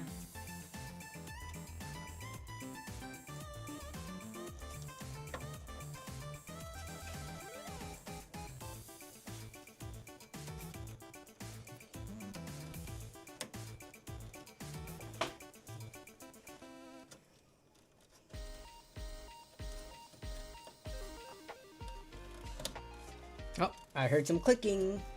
Yeah. I think they're both in. Yep, that looks good. So then we just kind of push back as much as possible. All right.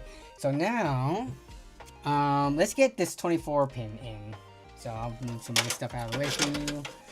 It looks like that. Bend these cables down. Yep, it just goes right in. So with the clip facing this way once you turn it down, because there's a lip down here that you can feel that catches it. Feels like installation by Braille. Feel the lip, feel the piece, line it up. I've never tried building a PC blind before, but I'm very curious. Maybe one of these days I'll try it. Because you can feel for a lot of things, but there's also a lot of things that feel similar to each other too. You will need the tiny raccoon fingers for this. Exactly. Didn't hear a clip, but it feels in. Let me see.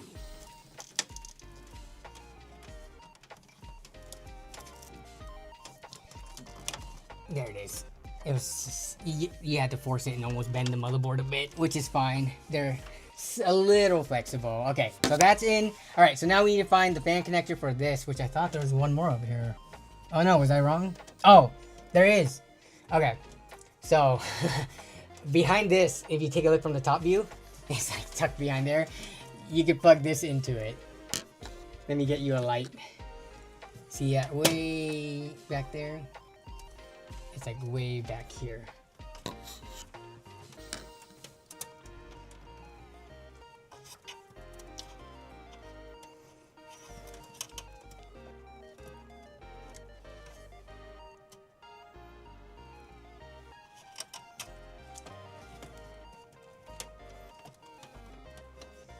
I can get it if you can't. It's because this fan is here, which I think comes pre-installed. So I was just giving you the true experience of how it would have been if it was brand new. This is where I go to the computer store and ask them to connect it. Yeah, and they'll charge you an arm and a leg. They're like, for that, $25. Okay, I'll get my $25 out. Okay, I will. Oh, let's see if I can even get this. Come on. All right, got it. And then we'll just tuck everything right back to the other side so it's out of sight. You should have told me that was a left-handed install. Oh! Well, I do have smaller raccoon-like fingers, so... okay, so we got those in. All right, so the next one we'll do the HD audio, which is that one that's sticking up right there, down in the bottom. So you can look at the pinout. There is one blocked off-ish pin right here. See that? In the second to... Okay, right there. One, yeah. versus 3. Well, no. So you look at it straight on. Yes. So okay, that one's missing, and then down there, where's the HD audio on this one? Oh, it's right here. But you see how it's flipped, so that the top one, yep, second to last. So yep, just get that one in there.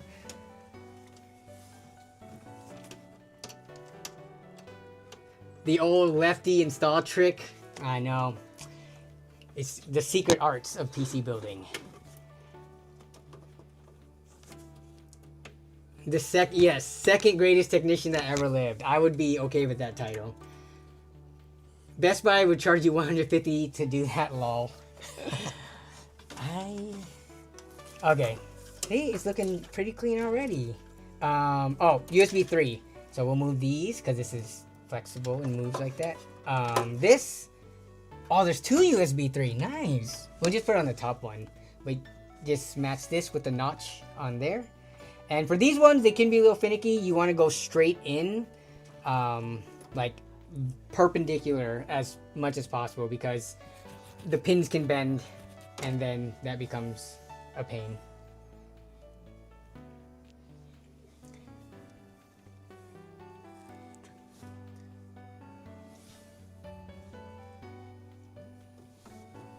See it like that. Yes, if I didn't put that fan on top, it wouldn't have been a problem. So that was my fault.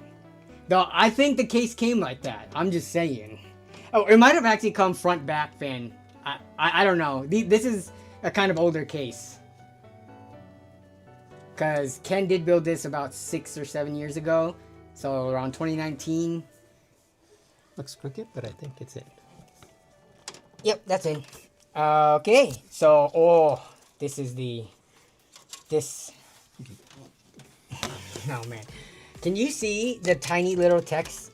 So this is gonna, sorry, I'm moving this aside. This is gonna go onto these little connectors down here.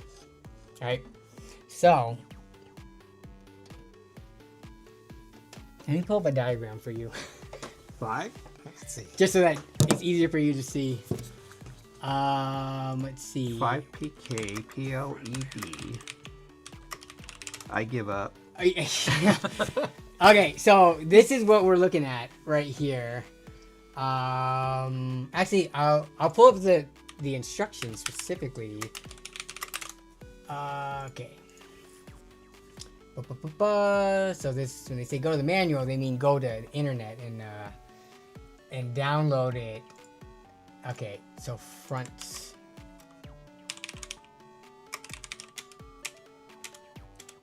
Come on, where is it? Just so you can see it very big. Okay. Wait, that's not it. There it is. Let me see if I can show the chat browsers. Oh. Let me hide this for a second. Okay. So, let me see what connectors we have here again. So I know we have the power and reset and then the hard drive. Okay, so hard drive plus minus, and then on the back, the arrow indicates which one's plus. For power and reset, it doesn't really matter, but you can try to, because it's just closing and opening a circuit. So, oh man, this is so hard to see. Even I'm having trouble seeing it. These ones are just more worn down. But, okay. So the way it works is you're going to be installing them in a horizontal. So they're not installed up and down like this. They're installed sideways. And I wouldn't, except for the hard drive one, I wouldn't worry about the plus minus too much. We just need the connection to be opened and closed when you hit the button. But, let me see the pins. My goodness. Oh no, sorry. It's not these ones down here. It's the one to the right. Sorry. This, why would they put this so close to it? It looks like it's all part of one. Here, let me show. So you see on this.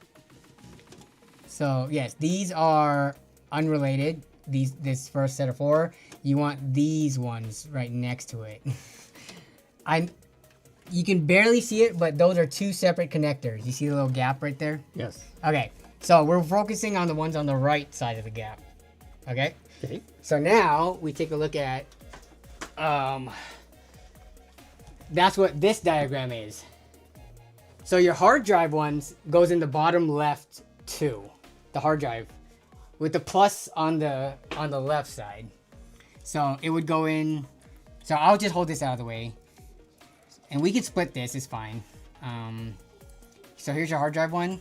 And then you see the arrow. That's the positive. So you want it to go in just like this. Hard drive.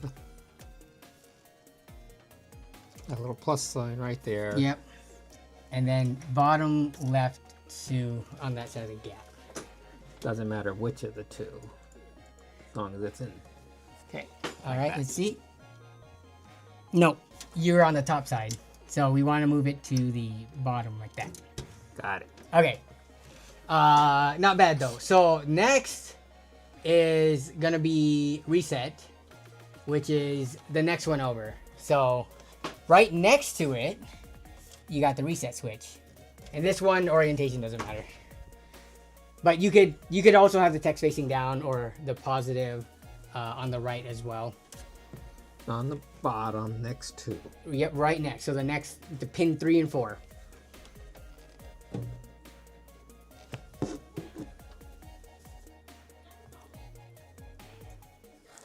In.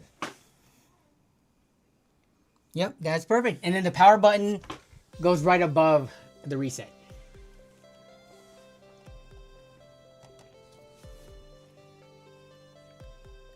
It was 8 years ago, says Ken. So he built it 8 years ago, and the top fan was moved from the front.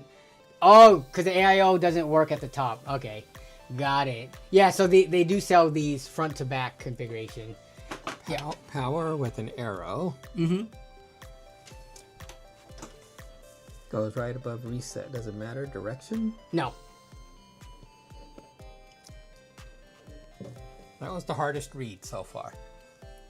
Okay. You can't see it.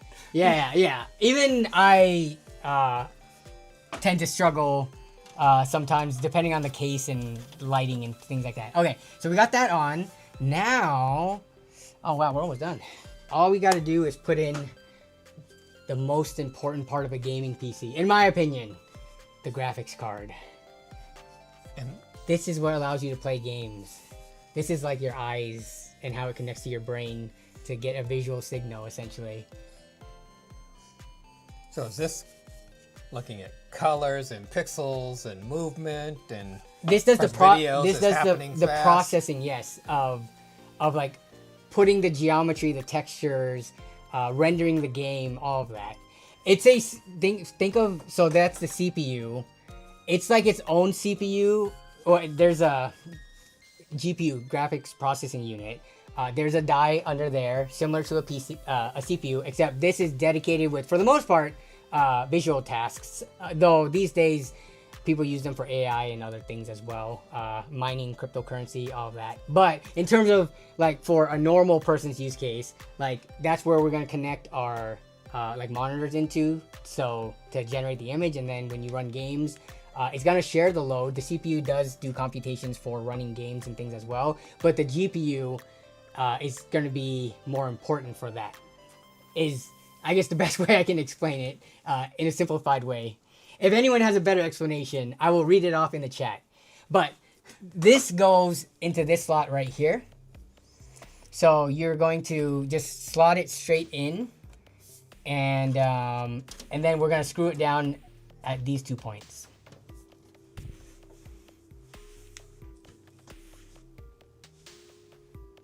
Oh yeah, that's a good way to put it. It's almost like a computer in itself because it has memory. So it can store things that it needs to access while doing its compute, and it has a processing unit. It gets power from the same power supply. It has a little bit of storage on it to hold the BIOS at least, but it's nothing like. Tempted to go like that. Okay, so. Lining this. If you look at it from the top. This up with that. Yes, this whole slot goes into there, and this. Last time I had to push something down. And you remember that from 20 years ago? From that button over the ones I couldn't push down earlier today. Oh. Like, wait a minute, don't I have to push that down? Yes, exactly. What it does, Ron, is it displays graphics. That's a simple way. So the only thing I can relate to graphics is TV. Old school TV and new school TV, HD TV. Okay. Graphics of looking at a TV. In terms of how TVs display a signal, I'm trying to think of like in terms of either cable or streaming services, and what I have no idea what kind of hardware is in TVs. Especially like smart TVs, they are kind of like their own mini computers inside of them. But in terms of like the graphics, power, I have no idea if it needs anything even remotely similar to a PC. You can apparently play games off of Netflix these days. You can stream games off of it, which I have no idea how that even works. But okay, 2 screws. 2 screws are right. 3 screws. Right here. There's technically 3. There's one on this side. Yeah, here, so there's this sag bracket right here. So this, because this thing is kind of heavy, when we stand it up, it can sag due to its own weight. So you can put this on here to help force it stay up. So there's a washer that goes through there too. Okay. Let me see. Actually, I think these might be the screws for it. We need longer ones because it's the sag bracket. So, oh, whoops. Let me get back to the test bench view. So this is what we're gonna do. For this gap down here. Oh, there's multiple parts that go into this that might be a little difficult to do. So this is just a cover so that dust doesn't get in and bugs and stuff can't get in, I guess. So we need this to stay in place, but until we screw it in, it could potentially get knocked down and stuff. So we have to be careful not to knock that down. Then we put this in here. So we don't need this. into these 3 holes. But we're gonna do it hand tight first, or so that we can adjust this accordingly, and then we'll tighten it down. So here you go. You can either do it. So I would get them in with a couple of turns first before fully tightening it down. TVs are a GPU with a screen, but what kind of GPUs are in TVs? Like, are they getting them from any of the big 3? Are they their own little proprietary thing per company? Like, yeah, I've never even thought about TV technology like that before.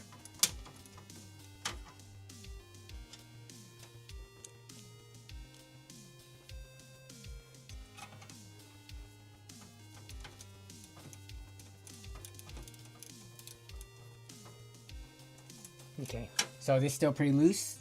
Decently loose.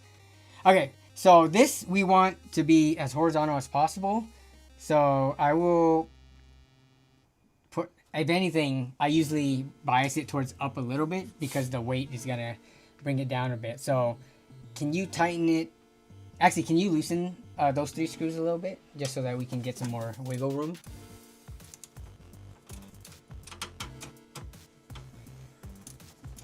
Okay. So what are you looking at when you say up and down? So this thing, Yep. once we put it up, it's going to lean down. So I'm just going to try to push it up ever so slightly like this. And then can you tighten it down as it is right now?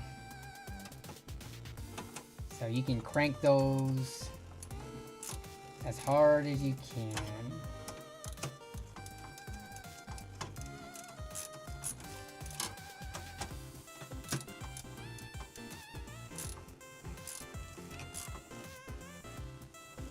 Okay, should be good. And this is just, again, to prevent it from sagging under its own weight. There's different, they sell little sticks that you put in here that you prop it up at the end, but this is one of the methods, a cantilever beam essentially. Okay, now we put this on. So this is just a cover to go onto here to essentially close up any of the gaps. But I think we have to slide it in like this. It goes in kind of like, or not, or does it stay in the back here? I'm forgetting. I think, oh, or does it go? Okay. Oh, there it is. Yeah, I just had to shimmy it in there. So then these 2 thumb screws go on here to kind of hold that in place.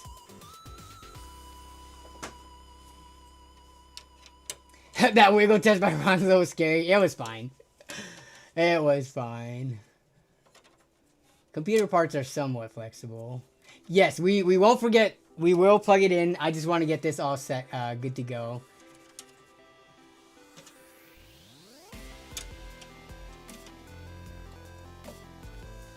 So what happens if it does sag? It could be fine. It could stress the PCB, the connector part that goes into it. I mean, unless it sags so bad that it snaps, it's just gonna add stress to it. Okay. Sometimes it can damage it. I think most of the time it's just aesthetically, it doesn't look good. Okay, so now we have to connect power to here. So that's what these 2 are.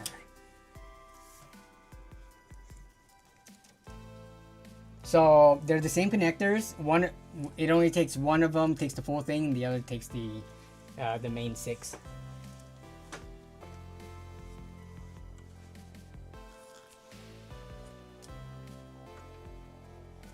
Yeah, I would say sag is for the most part an aesthetic thing. I understand with like gigantic 5090s that are super heavy and stuff. Yeah, those could damage it, but for most mid-range and lower graphics cards, they're not that heavy. The sag is usually pretty slight, so I think for it to be damaged, the part, it has to be sagging for so long that the part would be kind of irrelevant anyways. I know people who have had sag in their GPUs for like 10 plus years to the point where the GPU is not relevant anymore and it still works just fine. It's just one of the best practices things, right? There's a very small chance it could over time damage your parts. It's a very small chance, but why not alleviate it if you can? What GPU is that? This is the MSI Duke GTX 1080. What's up? I'm counting extra. Oh yeah, no, so this one is just gonna be sitting on the side. You're only gonna be plugging in those 6.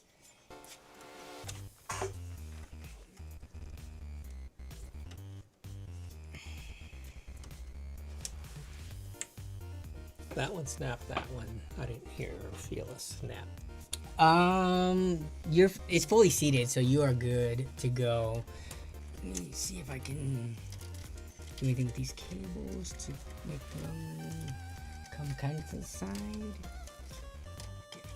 And this one we can just push down here, make it look a little clean. Okay. Oh, this SATA connector. Here, let me get a light for you. So this connector right here, this needs to go into any one of these slots on the side. You can barely see it, but you see them right there? These ones right here. Yep. So you put it into any of them. There's the graphics card. I forgot about that one. We should have put that on before the graphics card went in, but it's fine. There's 6 of them, so there's plenty of space for whichever one you can get it into. I'm seeing an up and a down with that clip.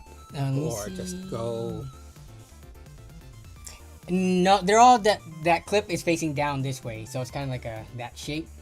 So, and this one, that's how this is, right? Yeah. So it just goes straight in sideways like that.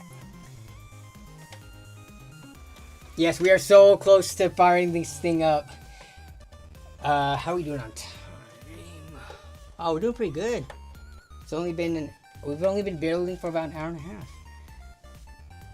Now we did kind of express some of the stuff and oh, I heard a nice click. No, that was not anything. Not it. I'm strike it out. Okay, here, I think, so that was partially my fault because we put the graphics card in before getting this in. I'm just gonna reroute this so that it goes underneath the graphics card cables. Now, you should have a little bit more room. Okay, now, you kind of have a straighter shot right into there. Also, we could switch it out for a non-angled if we can't get it in, but we'll see.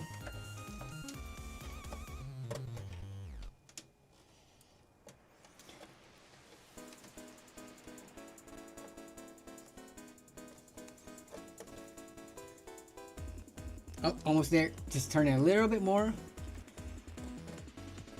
There you go. Yep, there you go. Oh, satisfying click. Click. You got it. Nice. Okay, so let's push this down a little bit. So we've got a bunch of cables kind of like loosely in here. So let's turn this around. And we're gonna kind of pull everything a little tight and tuck them underneath the Velcro straps. So you can pull things like this all the way out, pull these fan things. And then, so now we're gonna do what's called cable management. And people hate doing this because it doesn't add any, well, it does add value, but it doesn't add performance to your system and you have to spend time on it. But as you can see, there are Velcro straps here. So I would start just gathering things up that make sense. Oh, 1 second. So this is from the case. I think it's to control the fan. So we just need to plug this into this connector right here, which is the same one. So here, I'll let you do that. We'll do it underneath so it's kind of behind everything. This is Fave Thing cable management. It's looking legit. Click noise. I've spent many years in corporate doing this. Excessive sag can cause the GPU to fail. Yeah. If it's sagging that much. But a little bit of sag, I've never seen it do any damage. We're talking about like entry to mid-range cards versus the 3-slot gargantuans. Those ones, sag is a legit concern. This MSI Duke is surprisingly very, very skinny. For being a GTX 1080, which was one of the top-of-the-line cards at the time. Ron built that fast. A young Redditor took 12 hours as a rookie, he said in his post. Okay, Yes, Ron's doing a great job. But first-time PC builders who don't have someone to guide them, it takes a long time. Even, I guess if you watch a lot of YouTube videos to prepare, that could help a lot. But I think beginners typically get stuck on small things that aren't really a big problem, but due to their like being extra careful, they can get caught on the smallest of speed bumps. What's up? This is the LED strip. So we can plug this in. There's actually 2 LED strips. And I think that's it. I think. So yep, now you can get back to cable management. There's an LED strip on the front side. We can, it's a magnet one. We could re-put that in. I think we pulled on it a bit, but.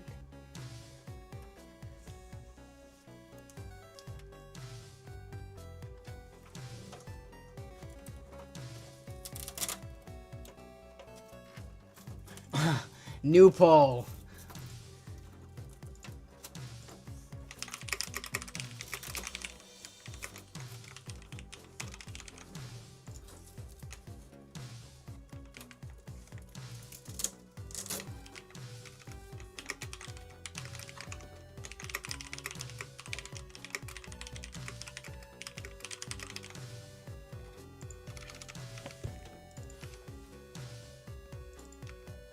Quick question.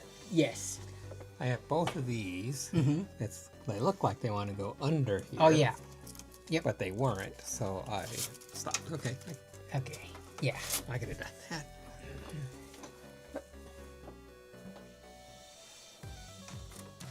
that. No, you have to pick one. You either get only the video or the PC itself. And then Grandpa keeps the PC.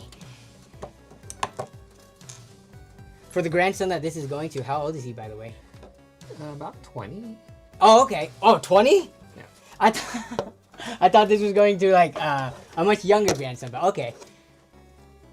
Oh, my goodness. All right, we don't have to talk about your age, but... I'm 70. You're 70? Yes. Does Ron look 70, chat? I always look younger at Christmas time. You look younger at Christmas? I think you are the oldest person I have built a PC with. I think my mom might be second. Not a day over 50, says chat. Thank you. Check the power cable of the SATA in the back. Oh, which one? Power of the SATA. Which one? On the power supply itself, or the one going to the SSD or something? I was told to check something back here. Everything feels good. Maybe this one you're talking about? This one's always wiggly. Okay.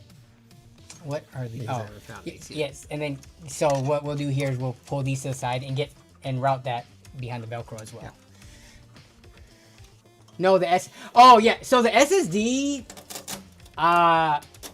it's a little wiggly, but I feel like that's pretty common. Every like SATA SSD that I've installed that is like upright like this, the connector.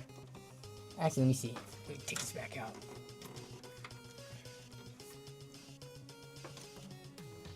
I think it might just look like it was loose,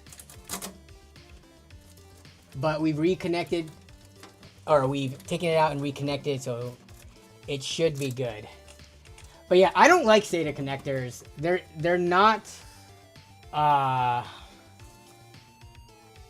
They're like kind of delicate.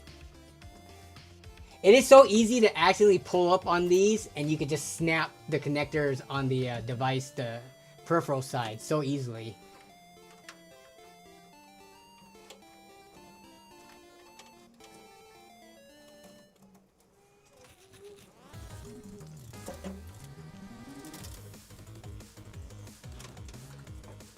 These Velcro something new. Was there an age where it was just zip ties and? I'm trying to think. When I first built PCs, I built my first one by myself in like 2009. And before that, we had like the family PC that I like upgraded slowly, but that was like a pre-built from Costco. So cable management was not a part of my vocabulary probably until my next PC, and I'm trying to think. Anyone remember when Velcro versus zip ties, was that ever a thing of what was common? I think if you're buying from like Dell or HP or something, they would use zip ties, the more disposable, non-reusable option, because it's cheaper. But oh, this is looking clean. But yeah, Velcro is nice because you can undo it and redo it without wasting more parts. Looking pretty clean, right, chat? Looking pretty clean. Here, let me move it over here so that it's centered. I think you did a great job, and I barely guided you through that cable management. I think we're ready to fire it up. You ready? Ready. Okay, so I have a, can you grab this? Okay, so we will stand this up. Actually, yeah, we will stand this up so that we can see it from the front side. Can you plug that in the back there? I have to switch off for now. We won't put the side panels on until we know this thing is working.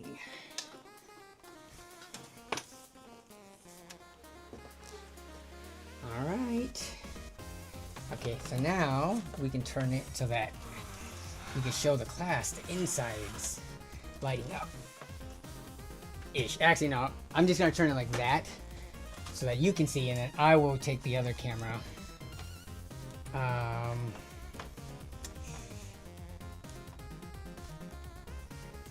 Mic check, 1, 2. Okay, we're still good on the mic.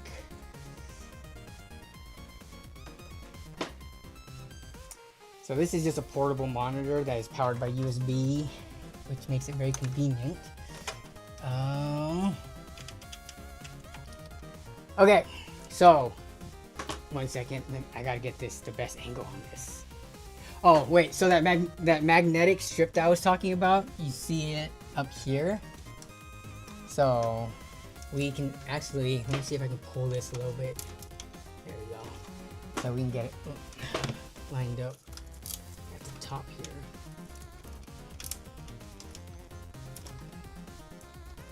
Because it's just gonna shine a white light down at the parts. Oh, it's too long. Okay. Okay. So there, can you flip the power switch in the back on the power supply? There's a I/O, yeah, back there. Down here somewhere by the power plug. So flip it to the 1. Okay. Okay, we got motherboard light turned on, and then you just hit this power button up here. All right.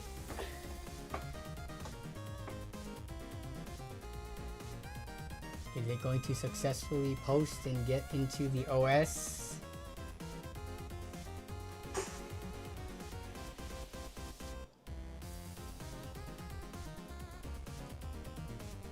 Oh, I'm not concerned. This flashed no signal. That would have stopped me right there. Okay, let me see. Oh, there we go. See, I wasn't concerned. Sometimes it just takes a second. Oh, we need a mouse and keyboard. Give me 1 second. You did it. Ken, your PC is still alive. I did not mess it up. At least I don't think so. While cleaning it, and we did not mess it up while rebuilding it. There was a low chance of that happening, but it could have still happened. Let me plug this in. Okay. So it's telling you. Oh, it's because I removed the CMOS battery. We'll do that later. We will figure that out. We just need to get into Windows. Alright, so it's gonna do its thing. How come that LED light is not on? Okay. I'm gonna have to check on the connector on that.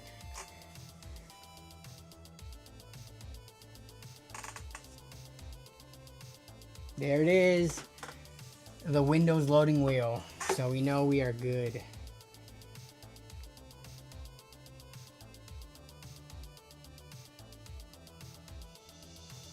You did it! Success. Success. Everybody, round of applause for Ron. Claps in the chat. Claps in the chat. All right. Well, Is this Ken's picture or your picture? This is Windows stock pictures. Stock pictures. Yes, you can learn more about the picture by clicking on this thing on the top right. But okay, so I've already set it up with the graphics card drivers. So when your grandson gets it, all he needs to do is install whatever games he wants, and he can start using it as is. Let me take a look though on the inside. Make sure all the fans are running. Check the fans are running back here. The LED I need to figure out because there should be an LED, this LED strip right here that's magnetic. This should be on, but it's part of the Fantex case, which I'm not super familiar with. I probably should have paid more attention when I was disconnecting it, but for the most part, it's good. Yeah, heat it, and then here's the back side again. Pretty clean. W Ron, it's alive. Clap, clap, clap, clap, clap. Thank you. You should put a shortcut on the desktop to this video when it boots up. Yeah, just load into or have a browser with it ready to go. Okay, here, let me change this. So, wait, Ken, are you still in the chat? Are you seeing your PC alive? So I really, when you reached out to me, I was actually very happy because I thought it was pretty cool to have kind of like in terms of like the storyline, right? I got this PC from an older gentleman, and for it to go to, it's going to your grandson, but another older gentleman reached out, so it's kind of like a handshake of older gentlemen's, the passing of the PC over. So it worked with that storyline, which was fun. But yes, so Ken is still in the chat. So I actually talked to Ken, and I said, hey, Ron reached out to want to buy this PC for me, but we had potentially talked previously about giving it away. So Ken was down with this PC being given away. So would you like to just take it without having to pay for it for your grandson? I think I'd like to pay for it. Okay. You and I talked about buying it. Originally, it was about you did offer. Get his new systems all up and running. Or if it goes to whatever you want to use it for toward the channel, or if you want to donate it. It all works for me.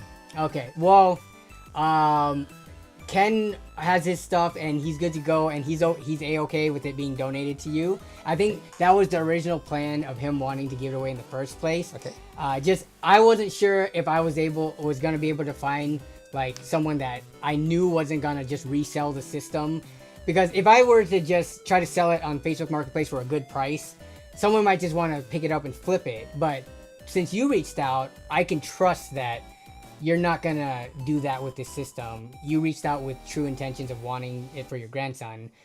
So in that case, then I would feel okay, and I think Ken would feel okay for it going to its new home to be enjoyed. And get a lot of good use out of. All right. Thank you very much, both of you. All right. Well, Ken, thank you very much. So, the video, as long as the PC comes with it for the fall. Now, okay. So, and then Ken, I do need to talk to you, but I'll text you afterwards. But, all right. So, I think everything is good to go. Any questions about the PC or anything like that? I do not. Okay. If my son is online in the chat, here's your chance to ask questions. He lives like 300 miles away. Yes. So just make sure it is safely transported back when you put it in the car and stuff, with the vibration and all that. Lay it on its side so that the graphics card isn't bouncing up and down. But yeah, it should be fine unless you get, yes, Ken says give it to him in exclamation points. So Ken agrees, give it to him. All right. Sweet. So we did that in 1 hour and 47 minutes. I think you had me worried about 5 hours. It could have been 5 hours if I didn't give as many answers, and if I let you struggle from the beginning, and if I made you read the manual and I didn't help at all. Yes. That's what happened with my mom and anybody else I've done that for, where I made them do it with like almost zero intervention. It takes that long. Wow. Yeah. But oh, XMP. Yes, I already set up the XMP. I already did all that stuff. Actually, no, the CMOS got cleared, so I'm gonna have to redo that probably. But yes, I will make sure that we do that before this goes home with Ron. Yes, exactly. Yes. I gotta do all that stuff. You're right. I popped the CMOS because I cleaned everything. So, okay. Let's see. You guys want to see me take some B-roll of this build? Actually, no. We need to figure out this LED. Which, Ken, if you remember how the LED works, feel free to chime in. So I'm going to shut down. Can you pop that power switch in the back so we don't accidentally power it on again? And then,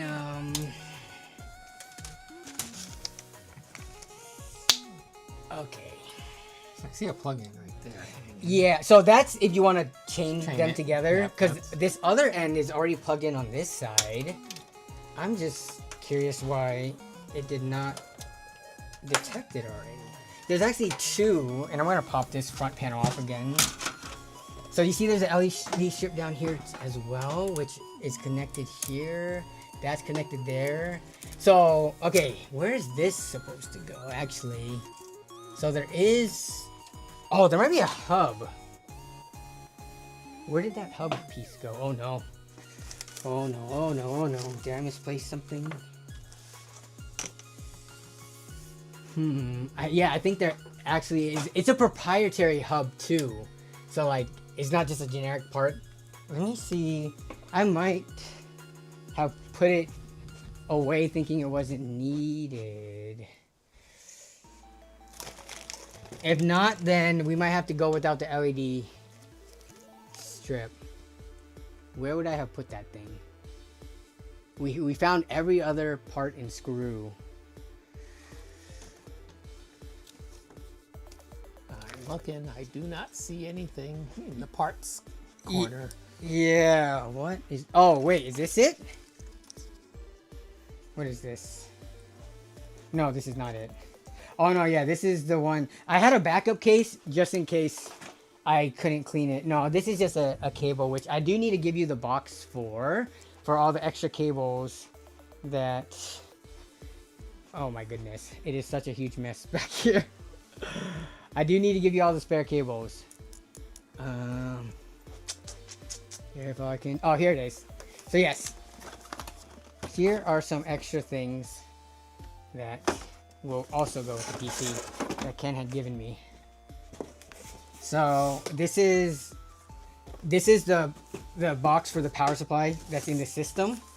So, these are extra cables for if you want to add more hard drives and things like that, but it's not absolutely necessary because the next one you add will probably be an SSD that does, like the one that doesn't take the extra cables. But just good to have all the spare parts. And then there is a different front panel, but we did not use it because this case originally came with a front panel that did not have any perforations in the front. It was a solid front panel. So that could lead to your parts running hotter because that radiator back there is not getting any fresh air. So unless the build gets changed into a different configuration where it's pulling in air elsewhere, this is just a spare to have on hand. We'll keep this mesh one on it. But yeah, let me see. Yeah, I remember Sashkov. Let me see if, what the... I don't even remember what that could have looked like. And if that's the case, we can just go without the LED strip. How is this not already pre-powered on? Let me see.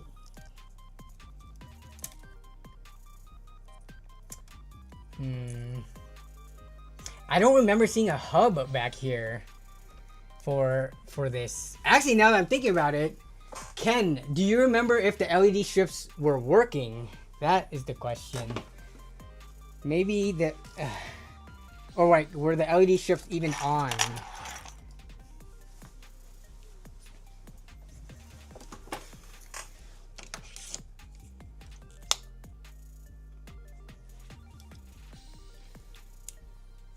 that's the case, we can pull that strip so it doesn't fall. But we'll see.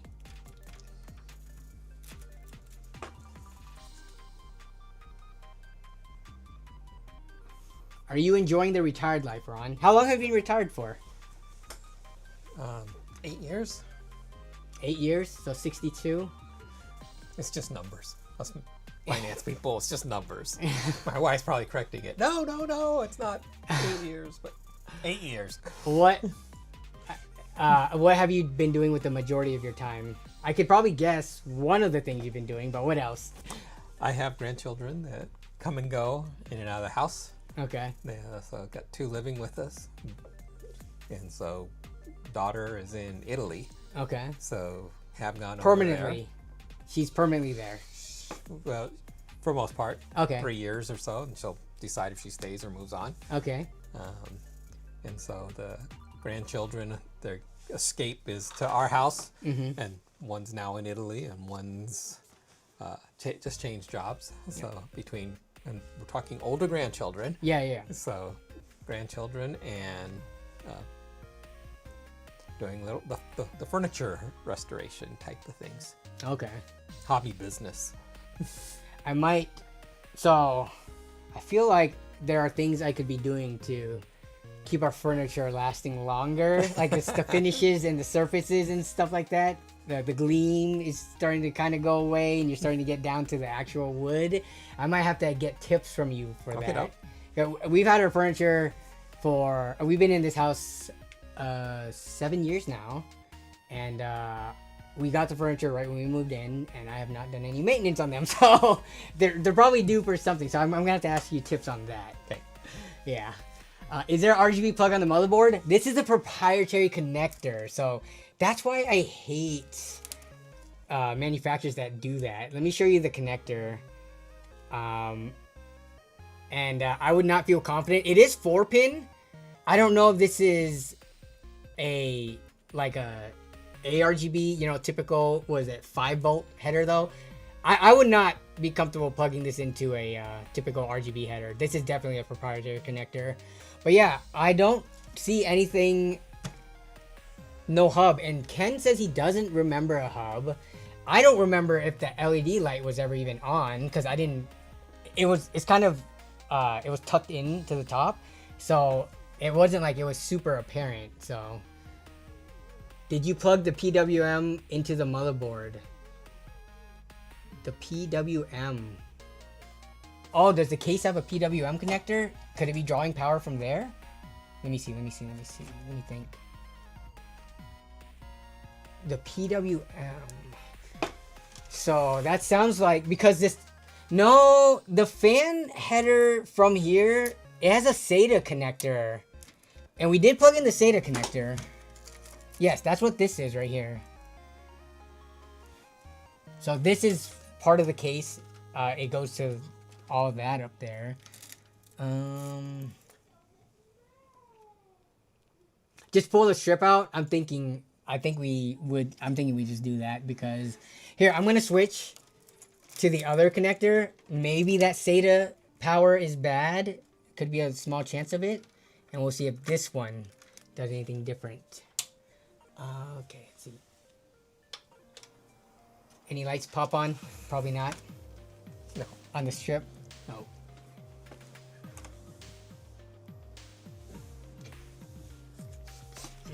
Okay, looks like let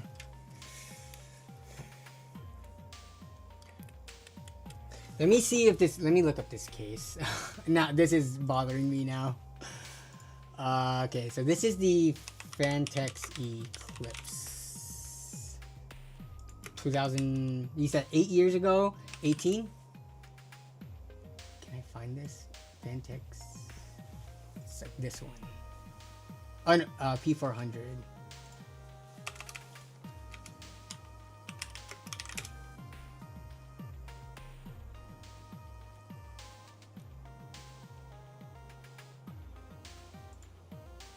Yeah, okay.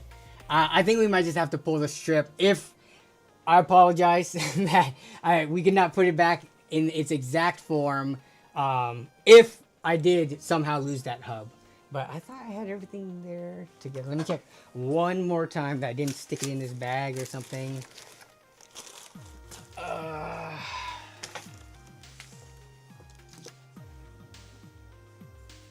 Where else could it have gone? Under here, maybe? Nope. Okay. Yeah, I think that may be on me. If it was lost. Okay. But, the PC is functioning as expected otherwise. Let's put the panels on, actually. So I will shut this down. I'll have you put the panels on, and then this connector is wonky. Oh, this isn't even plugged in.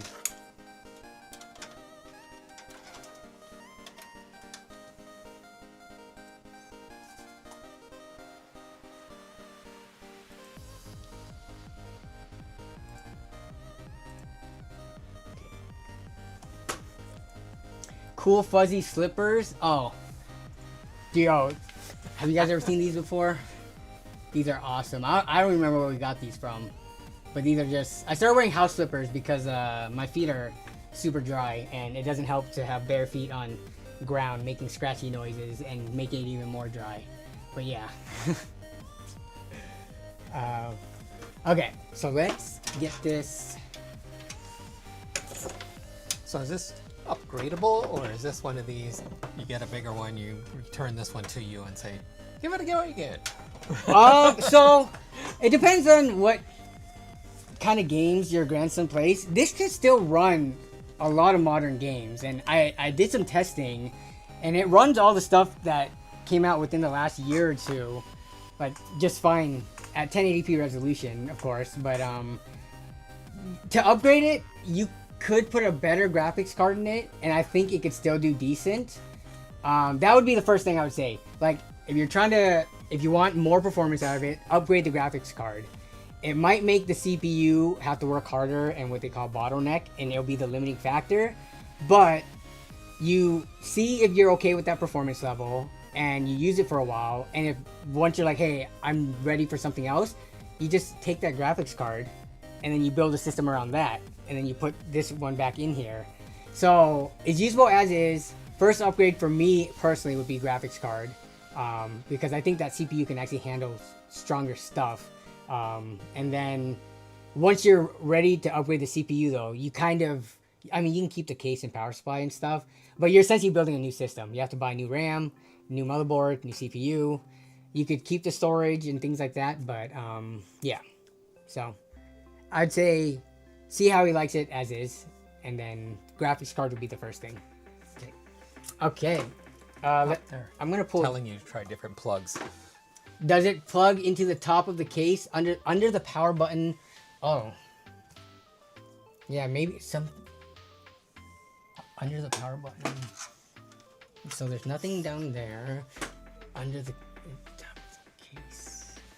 No, I'm not. There's nothing at the. We can pull this out too. Nope, not seeing anything there. Muted frames is saying for the magnetic strip. Wait, what are you trying to say? Oh, those are kind of, you need a converter. Oh yeah. If it's 4-pin non-ARGB, it's 12-volt VRGB left to right. Don't know though. Yeah, well, what does it say? Connect this connector with the Fantex multicolor LED strip only. Connect this connector with the Fantex yeah. But, so we are only connecting this with the strip. I just don't know where this end goes to. Fantex RGB 4-pin adapter specified for cases. So, well, let me see if there's even an RGB header on this motherboard.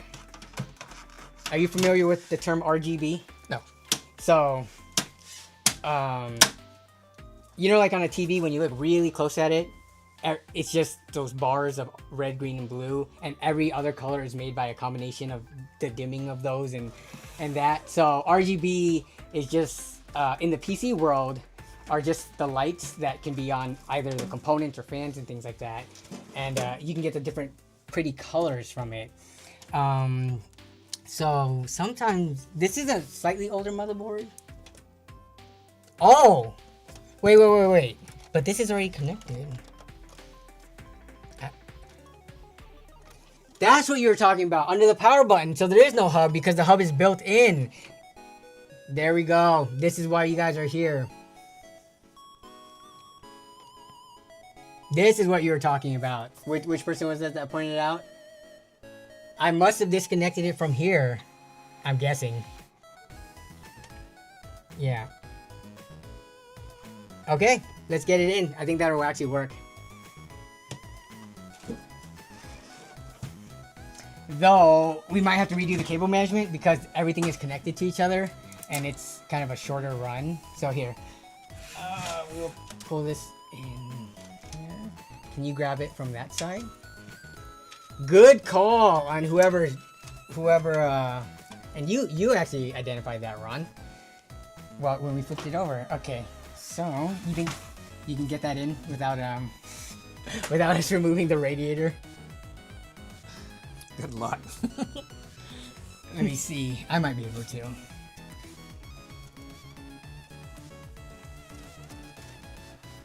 So it is a proprietary connector, but the hub was already built into the case. Come on. Tiny raccoon fingers.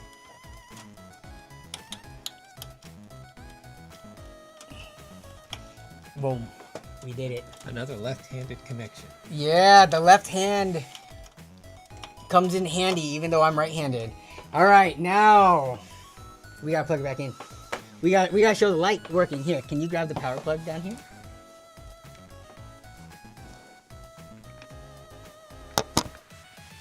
Okay. Good call, chat.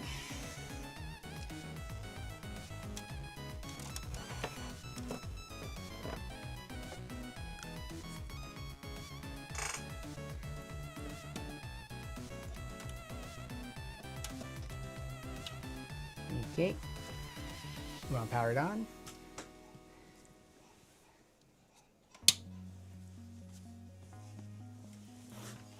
And now we should get a light. There it is! It's pink! And then, so there's a button under here for the different lighting colors. So this is not addressable RGB. This is RGB, which, oh wait. Did it just change colors? It did. You saw that, right? Green, yellow. Well, no. Did it have multiple colors on the strip at once? I thought I saw it do a thing. Didn't see that. Okay, never mind. That was just me being blind. But there it is. There's the purple, which is a combination of red and blue. But yeah, I think this, I mean, he can set it to whatever color he wants, but white is pretty good at showing off the parts. And there's also a strip down here, as you can kind of see.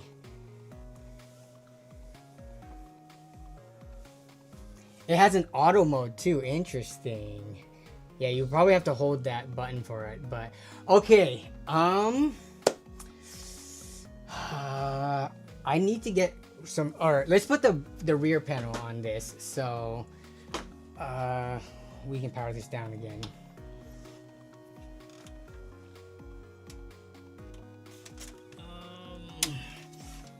And then I'm gonna have to move it, but okay, I'll have you put the rear panel on. So one of the things about cable management too is that if you do a good job, the side panel will go on with no effort at all. And I believe you've done a good job, so that should be the case here. Can you? It looks fat. It'll. Maybe we'll find out. It'll. Oh, actually, here. Can you hold this for a second? It's because this, we can use a different connector for it. I just thought that was the problem, so that's why I moved it, but should be good here. And then let me get this down. So the way that this works is, you see there's these kind of like little hooks on here, down here. Yep. So you're gonna hook those onto this edge, so you can kind of go in diagonally and then lay it down. Or actually, no, you can't, because these hooks too. So never mind, it all goes down at the same time.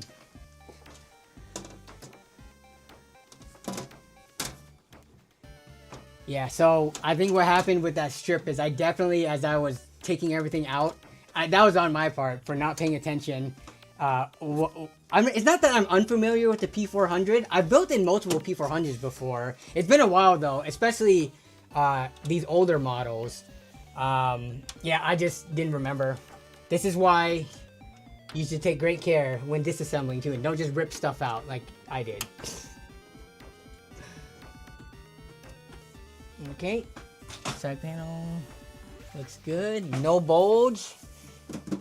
In this case, bulge is not good. In other cases, sometimes people want bulge, but not this time. Okay, now can you flip it over to the, actually, I'm going to, would you like to see some of my production stuff that I do? I need to get some B-roll footage of it, which is where, can you lift that up and put it on this table, please? This is when the part in the video where I show nice, sexy shots of the build. You guys can watch me record B-roll. This is how it's done.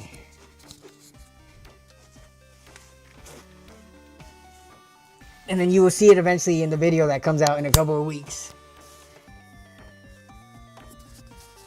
Okay. Alright, so, and then can I have you just over here on the side? You can just relax.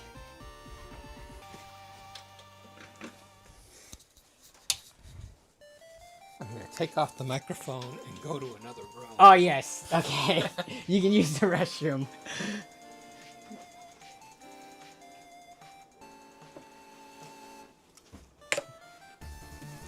Build is looking clean, y'all.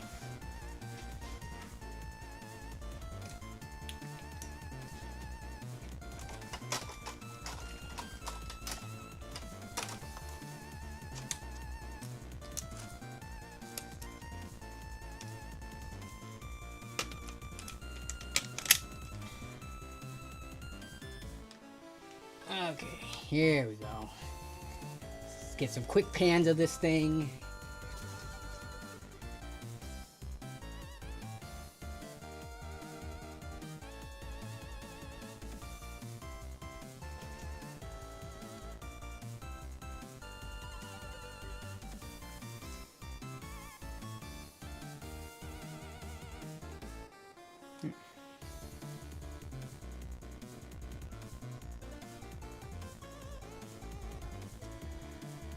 Sorry, the chair's in the way.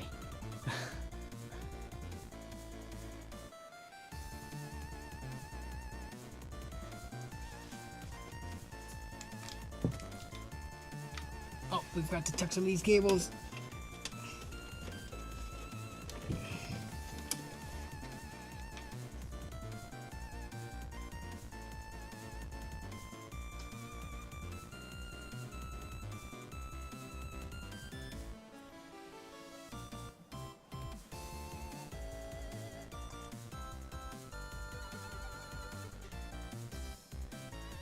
Okay, so.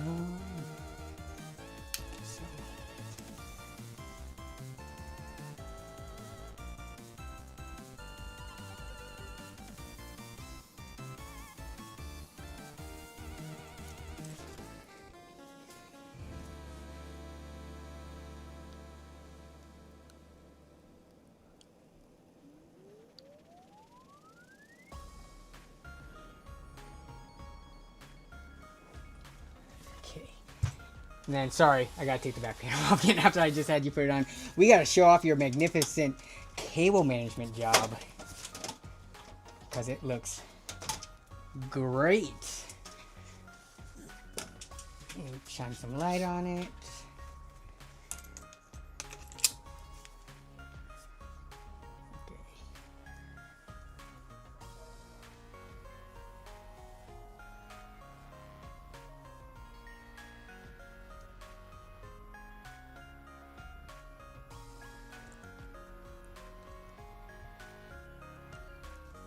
Alright.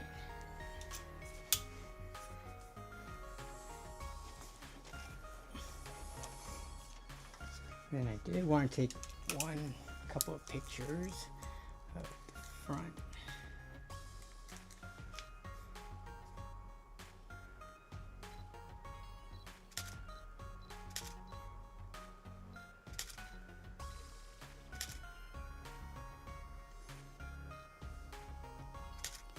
Okay. Awesome.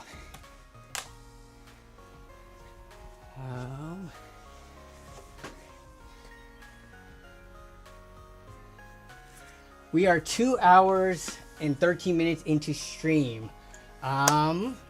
Before we wrap up, Ron, is there anything that you would like to I have a question. Oh yeah, Do you sure. have anything where you keep a old school for me, an index card of what this build is, that you keep track of all the ones you've done for different people, or hey, we have something new that would work with yours, or something, any of that? Well, I don't, but you can feel free to text me at any time you want. Just curious how you're able. So when you do one, I upgraded my friends. Oh. How did you remember what your? Oh no! friend's See, PC remember is? I told you I don't. I go back to the old videos. I literally go back and like for this one even, I remember most of what was in Ken's system, but I didn't remember the exact parts like the motherboard. So I went back to the video and I looked at the parts list again. Or I mean, I could just look at the part itself. But yeah, so like when the builds go out to people and stuff like that, I just go back like whenever that video was made, watch it to that point again, and then I'm like, oh yes, that's what's in the system. Okay. So yeah, that's how I do it. PC build Rolodex, exactly. I don't keep a Rolodex around. But okay. I think that's gonna pretty much wrap it up. Ron, thank you. You were a pleasure to have on stream. You did a great job building the PC, by the way. Thank you. Thanks for the help online in the chat. Yes, you guys also thank you for all the little things that you pointed out, especially the LED strip at the end, which actually had me stumped. All right. In terms of upcoming content, this will be this is the stream, but the video of this getting it ready and all that stuff, and me cleaning the PC out, that'll be on the channel at some point in time. We have LAN party coming up, and all that good stuff. And then I've been posting YouTube Shorts content again, so if you guys can help support by watching the Shorts content, I had one blow up on Instagram recently, and that's like gaining me so many followers, and it has like over 100,000 views. But yeah, you can catch me on the Discord server otherwise. But yeah, this was fun. All right. Thank you. All right, take care, everybody. Bye bye. End stream. Okay.